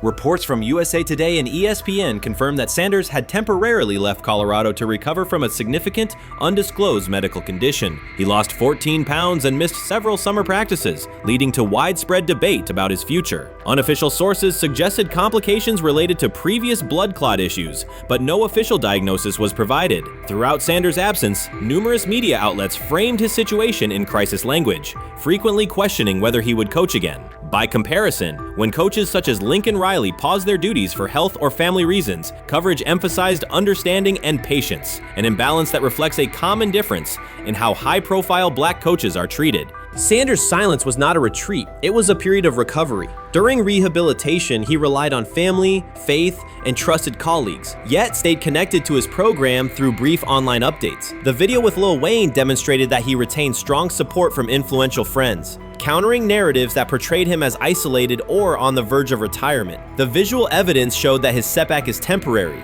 and that he remains determined to lead Colorado into the forthcoming season. Since accepting the Colorado position, Sanders has dramatically elevated the program's national standing. He first drew national attention to Jackson State and the broader HBCU football landscape, then moved to Boulder and transformed a one-win team into a central storyline in college athletics. His approach, combining hip-hop culture, direct communication, and open expressions of faith, has challenged conventional expectations for head coach behavior. Each step forward has been met with heightened scrutiny. His time at Jackson State was labeled a publicity stunt, his departure for Colorado was framed as abandoning HBCU culture, and his social media presence has been cast as distraction from traditional coaching responsibility. Critics often magnify Sanders' missteps and question his motives, while comparable actions by other coaches receive neutral or sympathetic coverage. Showings of enthusiasm from Brett Favre and disciplinary intensity from Nick Saban are celebrated as competitive passion, yet Sanders' displays of confidence are frequently labeled arrogance. The discrepancy illustrates deeper biases rather than differences in performance. Sanders' success challenges entrenched expectations of how a college football leader should look, speak, and act, especially a black coach who refuses to downplay his identity. During his convalescence, Sanders maintained close communication with his staff and athletes, reinforcing the standards he had established: discipline, accountability, and belief. The program's daily messaging continued to emphasize preparation and resilience, signaling that Sanders' influence persists even when he is away from campus. Athletes echoed his mantras during workouts, confirming that his leadership extends beyond physical presence. Sanders acknowledges the seriousness of his medical challenge, but has refused to let it define him. He has publicly discussed leaning on scripture and prayer, explaining that his purpose as a mentor, father, and coach extends beyond personal adversity. In that context, the video of him walking in the Texas sun was less a strategic media effort than a straightforward demonstration of continued commitment to his team and mission. Colorado still requires Sanders' vision. Prior to his arrival, attendance was low, national media attention was minimal, and recruiting momentum had stalled. Sanders' leadership brought renewed energy, authentic identity, and higher standards of accountability. Players who previously lacked representation in college football leadership found a coach who shares, affirms, and elevates their cultural background. Sanders supplements conventional coaching priorities, scheme, fundamentals, and execution with empowerment initiatives that cultivate self-confidence and authenticity. As preseason camp approaches, Sanders intends to resume full involvement, even if medical recovery remains ongoing. His presence is expected to restore on-site leadership, stabilize the locker room, and direct media coverage toward on-field progress. For Sanders, the objective extends beyond compiling wins and includes completing a cultural transformation that expands how success and leadership are defined in modern college football. Those who predict his decline overlook the underlying traits, faith, perseverance, and purpose that have supported Sanders throughout his career. Doubts, rumors, and disproportionate scrutiny have followed him from playing days into coaching, and he has consistently responded with results. His current health setback is another obstacle, not a conclusion. The broader initiative he leads, centered on authenticity, opportunity, and high standards, continues. When Sanders returns to the sideline, it will mark the next stage of a movement he has guided from Jackson State to Boulder. The recent period of quiet has been strategic rather than passive. Instead of defending himself in daily briefings, Sanders focused on rehabilitation, remote program oversight, and family support. Each brief social media message reinforced a consistent theme: faith and preparation. He has articulated gratitude for medical professionals and has reiterated that his mission at Colorado is unfinished. His public references to scripture have been direct but measured, aligning with his long-standing practice of integrating faith into leadership. By walking through his ranch with Lil Wayne, Sanders signaled continuity. The clip underscored that influential supporters remain engaged, that Sanders' broader network values his vision, and that he remains capable of navigating physical challenges. The visible limp was not evidence of imminent retirement. Rather, it documented the reality of ongoing recovery and the resilience with which he approaches each obstacle. Colorado's athletic administration and football staff continue to affirm Sanders' program direction. Recruitment communications cite his established record in fostering cultural relevance and national exposure. Prospective athletes respond to a coach who presents a transparent path to development, both on and off the field. Current players refer to Sanders' coaching points with clarity, citing specific drills and expectations that remain unchanged during his absence. These indicators demonstrate that the core structures Sanders implemented are functioning, and that his return will be an amplification, not a restart. Criticism regarding Sanders' public persona often conflates media style with coaching substance. Analysis from opponents suggests that social media engagement dilutes football preparation, yet Sanders' staffs emphasize time management and delegation. Defensive and offensive coordinators handle in-game adjustments, while Sanders directs overall culture, recruitment, and leadership. He has articulated that visibility serves to amplify program accomplishments and enhance player opportunities, not replace strategic football planning. Some commentary has attempted to reframe Sanders' health issue as evidence that his coaching model is unsustainable. The argument ignores the documented health challenges faced by numerous coaches across levels of competition. For example, college coaches recovering from heart procedures or joint replacements have returned to successful seasons after appropriate medical clearance. Sanders' case follows a comparable trajectory. Medical complications require temporary separation, structured rehabilitation is prioritized, and a managed return is planned. Institutional medical protocols at Colorado dictate clearance requirements. Sanders will meet those before resuming full sideline duties. Colorado's players have expressed public confidence in Sanders' eventual return, citing regular virtual check-ins and continued accountability. Several athletes noted that positional meetings included recorded messages from Sanders reinforcing tactical goals and personal discipline. These details confirm that Sanders has remained actively engaged, albeit remotely, and that team culture remains aligned with his principles. Looking ahead, Colorado's schedule will attract national attention, both for on-field competitiveness and the storyline of Sanders' comeback. Analysts will evaluate how quickly he reestablishes day-to-day rhythm and whether his physical limitations influence practice oversight. Internal planning accommodates gradual escalation of responsibilities, with medical staff and strength and conditioning personnel contributing to phase reintegration. The broader significance of Sanders' return extends beyond Colorado. His visibility continues to challenge prevailing narratives about leadership styles and pathways in college athletics. By prioritizing authenticity, open articulation of faith, and cultural expression, Sanders offers a contrasting template to more conventional models. His eventual recovery and sideline presence will reinforce the argument that diverse leadership profiles can succeed in elite collegiate competition. In summary, rumors of Deion Sanders' coaching demise were premature. Verified reports confirm a substantial but temporary medical setback. He used the time away to focus on health, sustain program engagement, and rely on a support system anchored in family, friends, and faith. His recent public appearance demonstrated active recovery and reaffirmed his intention to resume leadership in Boulder. The forthcoming season will test Colorado on the field, but it will also underscore the durability of Sanders' vision, one that combines competitive ambition with cultural resonance. Observers who continue to question his longevity overlook the resilience and purpose that have defined his career. Sanders' return is imminent, and the movement he leads remains intact. The rumors have ended. The decision is public. Cleveland Browns owner Jimmy Haslam has informed every level of the organization that unless an unforeseen injury intervenes, Shedeur Sanders will start at quarterback in week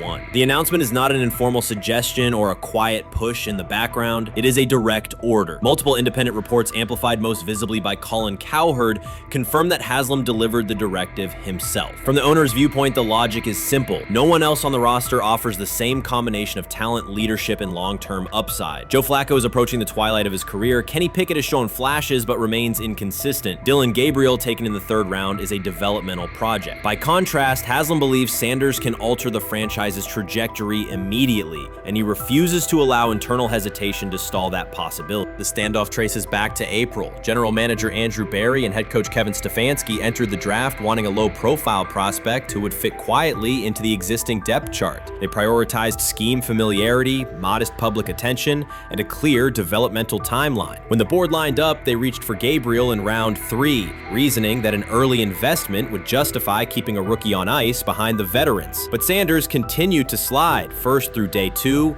then deep into round 5. Haslam watched the names come off the board, convinced the league's bias against Deion Sanders' outspoken son was obscuring legitimate first-round talent. When Cleveland's 5th-round pick arrived and Sanders was still available, Haslam intervened. He did more than approve the choice. He overrode the original plan, making it clear that the organization would select Sanders and give him every chance to compete. From that moment on, the Browns' internal narrative splintered into 2 camps: those ready to accelerate around their owner's vision, and those still trying to protect their original approach. Once rookie minicamp began, Sanders erased much of the speculation. He commanded huddles, processed coverages quickly, and delivered throws with anticipation that belied his draft slot. Teammates noted his willingness to accept blame for missed timing, then correct the error without dramatics. While Flacco and Pickett split most first-team reps, Sanders treated limited opportunities as full-speed auditions. During organized team activities, he identified blitz looks, redirected protections, and consistently found his second read when the primary route was covered. More than one defensive veteran told local reporters that Sanders looks like the best arm in the building. That assessment forced Berry and Stefanski to reevaluate their timetable. They could no longer label Sanders a long-term project without contradicting on-field evidence. Drafting Gabriel 2 rounds earlier had provided the staff an excuse to slow roll Sanders' ascent.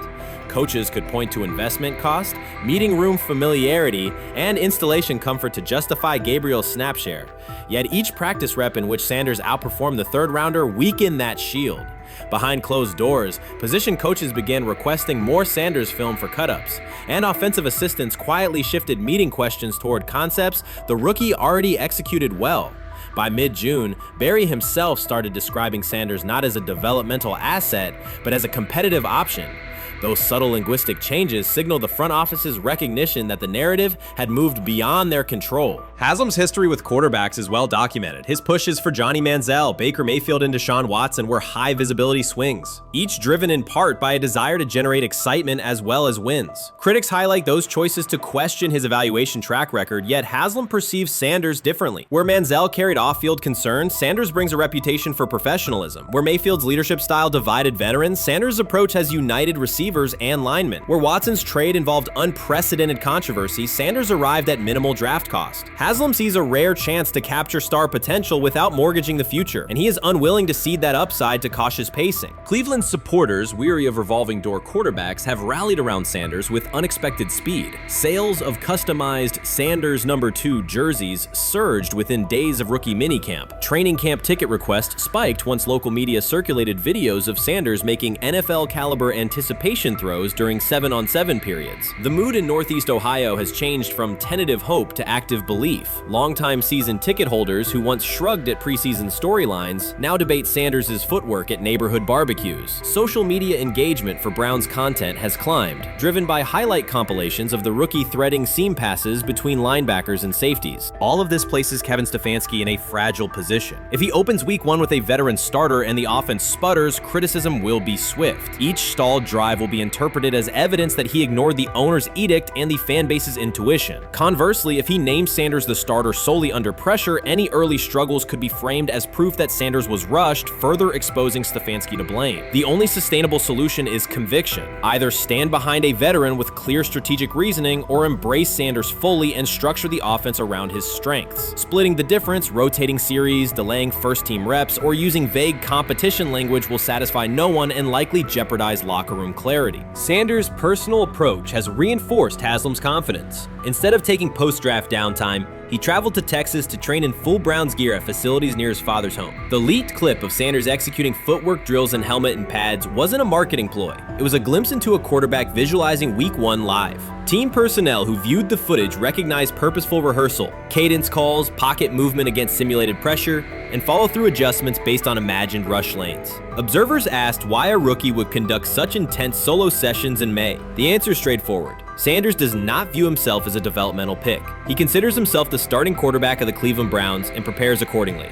On pure ability, Sanders' arm strength ranks with the league average for starters. His accuracy to the intermediate middle, an area where the Browns' current scheme generates high leverage completions, has drawn consistent praise from receivers. The primary areas still under review are blitz recognition and live bullets and timing on deep outbreaking routes versus press coverage. Those developmental checkpoints are significant, yet daily practice reps show acceleration. In contrast, Flacco's mobility limits the boot action game that Stefanski installed to help Mayfield early in his tenure. Pickett can extend plays, but struggles to attack tight windows between linebackers and safeties, an essential requirement in Cleveland schematics. Gabriel remains an unknown at NFL speed. Thus, the competitive landscape favors Sanders sooner than the coaching staff originally planned. The franchise now stands at an inflection point. Haslam's mandate, the locker room's growing support, and the fan base's enthusiasm all tilt towards Sanders. The front office's earlier strategy, anchored in patience and quiet development,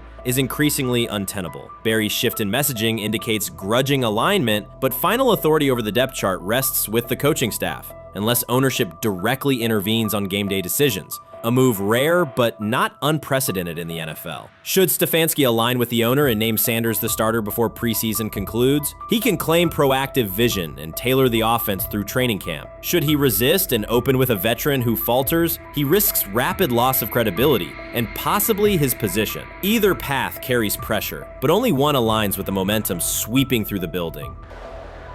For 2 decades, the Browns have cycled quarterbacks without securing a stable star. Each new hope, whether draft pick or trade acquisition, has collapsed under injuries, inconsistency, or organizational disarray. The possibility that Sanders could finally anchor the position is not merely a football storyline. It is a potential cultural reset for a fan base defined by resilience. Haslam's insistence reflects that awareness. Cleveland needs a leader who can win on Sundays and project confidence every other day of the week. Sanders has shown he can shoulder expectations without retreating from scrutiny. That trait, more than arm talent alone, is why the owner views him as indispensable. Voluntary workouts transition to mandatory minicamp next week. If Sanders receives a substantial share of first-team snaps, observers will interpret it as the staff's acknowledgement that the competition is tilting decisively.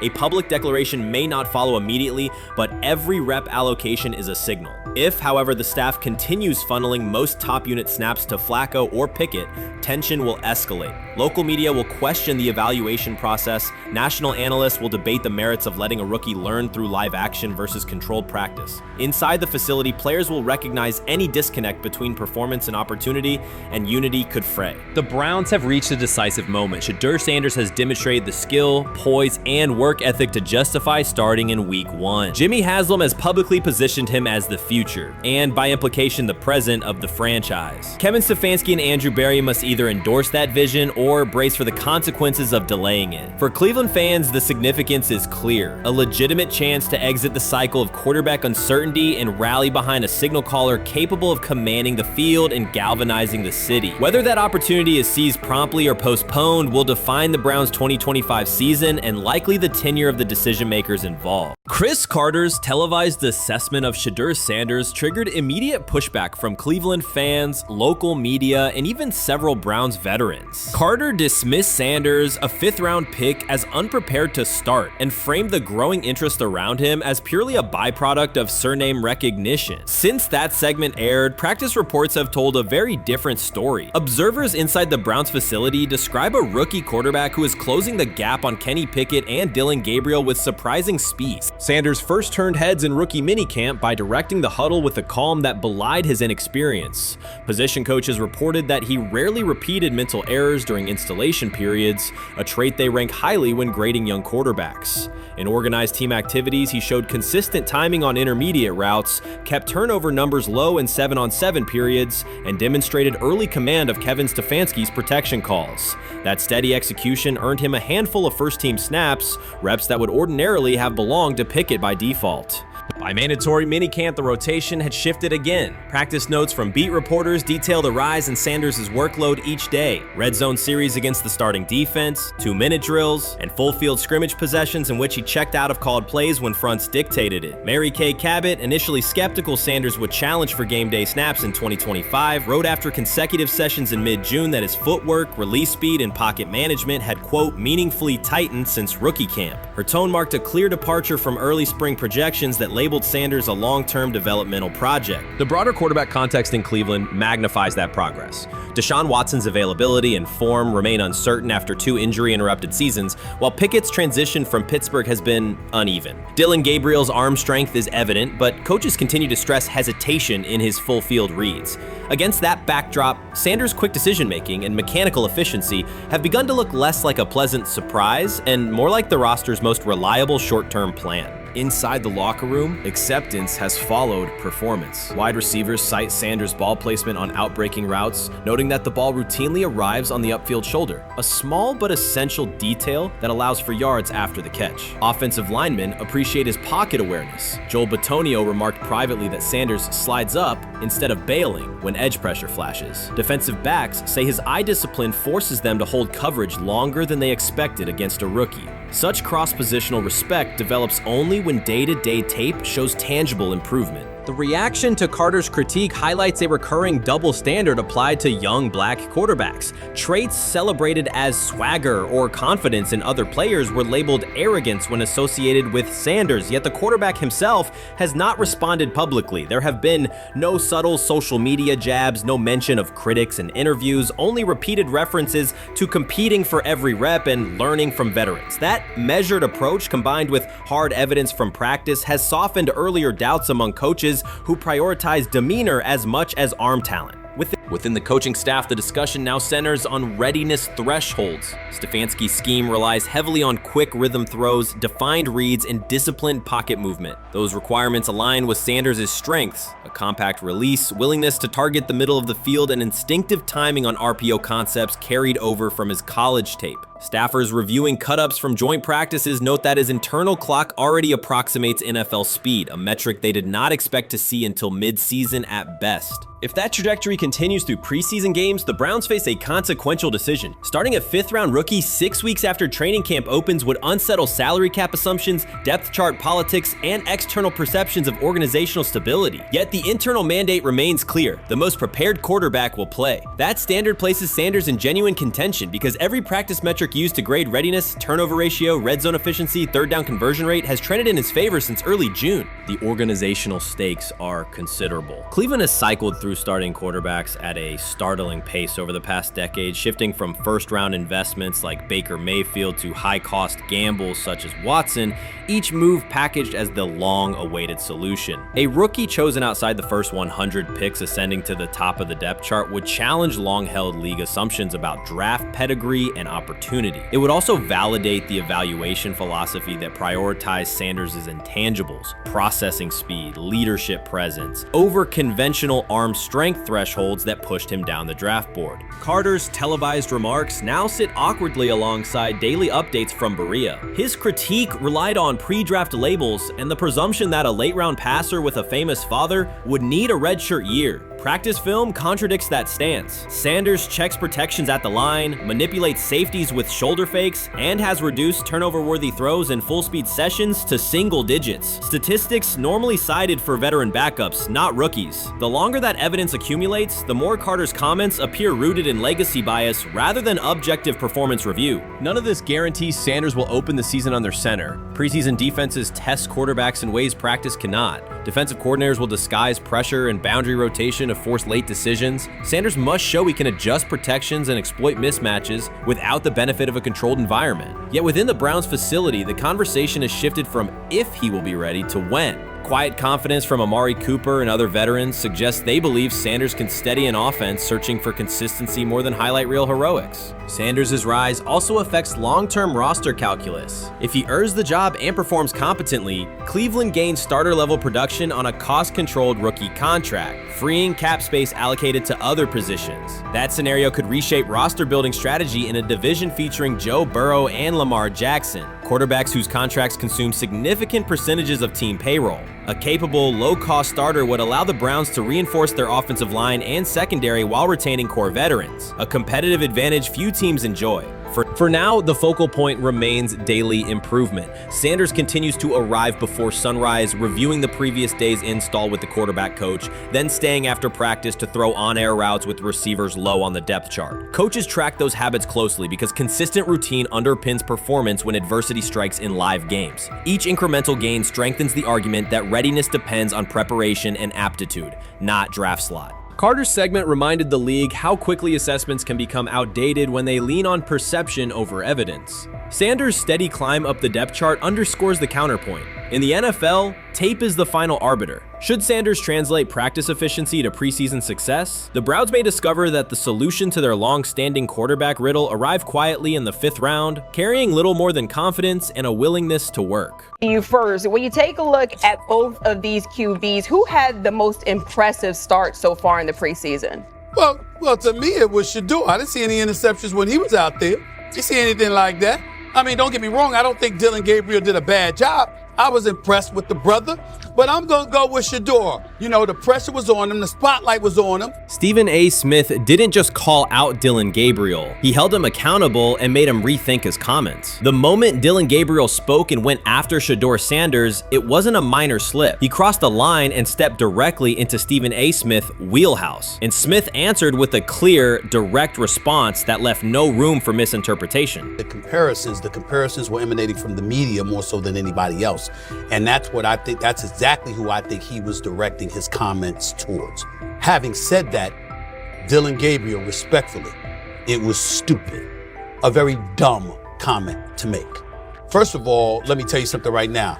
In every walk of life, far beyond the parameters of a football field. This wasn't casual sports commentary, it was a decisive critique. Dillon Gabriel's comments were taken apart by Stephen A. Smith with clear, direct points. Gabriel, a quarterback with solid stats but limited top-level achievements, chose to take a public shot at Shedeur Sanders. Shedeur, who has handled sustained media scrutiny and on-field expectations, became the target of an unnecessary criticism. Smith responded by challenging Gabriel's standing to make that claim, and by defending Sanders on the facts. The outcome was clear. Gabriel overreached, and Sanders didn't deserve the hit.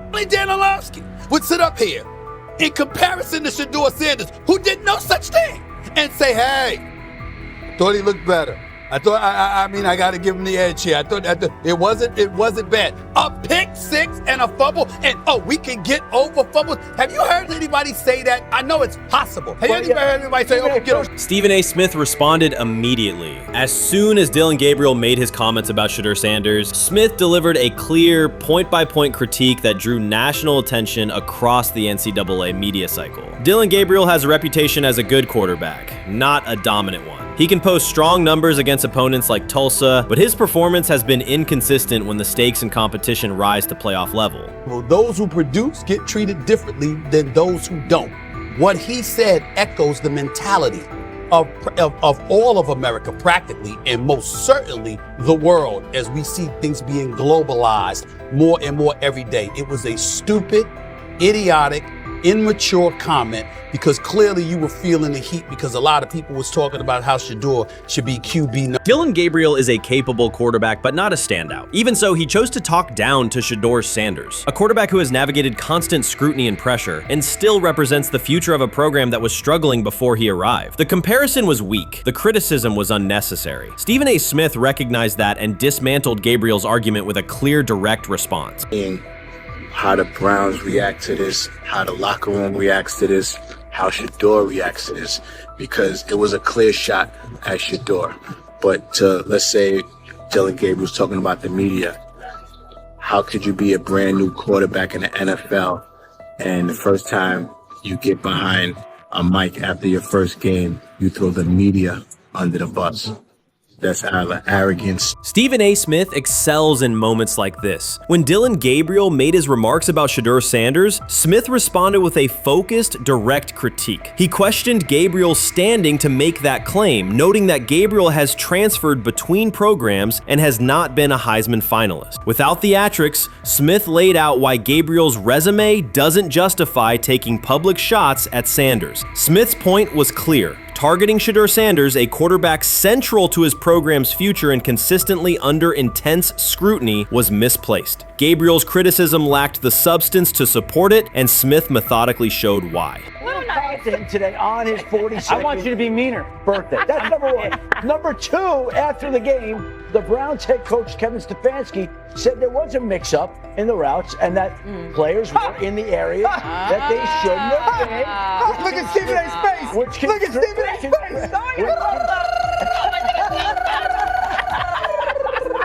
Look at his face. Stephen A. Oh my Lord. The strength of Stephen A. Smith's response was that he didn't just address Gabriel's remarks. He challenged the image around him. Dillon Gabriel often presents himself as an overlooked contender ready to surprise. But the reality is that his profile hasn't commanded broad attention. It's a clear reminder that not every opinion carries equal weight. In defending Shedeur Sanders, Stephen A. was direct and precise. Shedeur isn't just a quarterback. He is Deion Sanders' son, which subjects him to scrutiny far beyond anything Gabriel has faced. Even under that pressure, Shedeur has maintained his composure, shown confidence, and delivered in key moments that helped revive a program many had written off. Stupidity, all of it. I thought it was a clear shot at Shedeur due to the fact that his Oregon coach threw a shot at Coach Prime and Shedeur during their meeting at Colorado last year. But you know what? The cream rises to the top. Let's see what happens this week.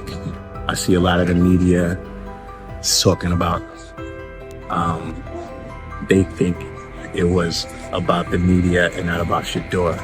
And I think that's a chess move. For Dillon Gabriel to take shots at Shedeur Sanders was a miscalculation. Stephen A. Smith made the mismatch clear. Gabriel's attempt to shame Sanders was unnecessary and counterproductive. You don't target Deion Sanders' son when Deion has turned Colorado into primetime television. It underscored that Dillon Gabriel has often played with a chip on his shoulder because the spotlight hasn't followed him. He has been around long enough to compile numbers but not to earn broad respect. That's why going after Shedeur was misguided. Sanders, despite ups and downs, drives headlines. Gabriel's most notable headlines have been his transfers. Stephen A. Smith pressed that point without hesitation, challenging Gabriel's standing and leaving his argument looking like a forced throw that turns into a pick six. You know what? Still needs to thank me a little bit more for that restaurant I treated him and his family to, because it was big time, and stop embarrassing me by going places and trying to use coupons. That's how pathetic he is. The point is that a pick six and a fumble is usually considered a bad day. Stephen A. Smith didn't need to raise his voice to make the point. He presented Dillon Gabriel as a player whose talk outpaces his resume and defended Shedeur Sanders with clear comparisons. That's why he called Gabriel out so directly. The comparison wasn't just unfair, it was forced. Now look at Gabriel's record. The numbers are solid and he can win against average defenses, but the resume lacks defining markers. There's no sustained Heisman contention, no late season surge that reshaped the national picture, and no postseason moment that cements a legacy. The track record reflects steady production, not top-tier impact. That's the gap Smith underscored. Gabriel's criticism of Shedeur Sanders wasn't supported by what he has accomplished, while Sanders continues to carry a program under constant scrutiny. Let's see some of them step up and make some plays out there. Ain't no way. Gabriel Ain't no way. He's not built like that. No way. And this one is picked off and going back the other way. Oh my God, why did he stop playing? Now it's a foot race. And that is that. They told me bust out my AP. Perfect timing. H-shot, we about to get legendary. Shedeur started next game, baby. Shout out Dillon though, you know what I'm saying? Bro, I love you, my heart. What am I bigger than cheese, bro? You know what I'm saying? But Shedeur got it. Shedeur Sanders is a national brand who draws viewers for both performance and result. Dillon Gabriel's attempt to diminish him read as resentment. And Stephen A. Smith called out the insecurity and lack of awareness directly. Colorado under Deion Sanders is prime time, and Shedeur sits at the center of that spotlight. If Gabriel expected the sports world to agree while he took a shot at Shedeur, he misread the moment. Smith dismantled the argument and questioned the credibility behind it. Gabriel will move on. He'll keep playing, give interviews, and have fans, but this exchange will trail his media profile as a reminder of a misstep. It's a clear example of a resume that doesn't justify taking public aim at a quarterback carrying that level of scrutiny and responsibility. For the Cleveland Browns preseason game today is that the way that some white folks watched Shedeur Sanders last week is the way that some black folks were watching Dillon Gabriel today. And it's not Dillon Gabriel for Dillon Gabriel's sake. Most folks will have a problem with Dillon Gabriel. It's what he represents, which is the disrespect of a black person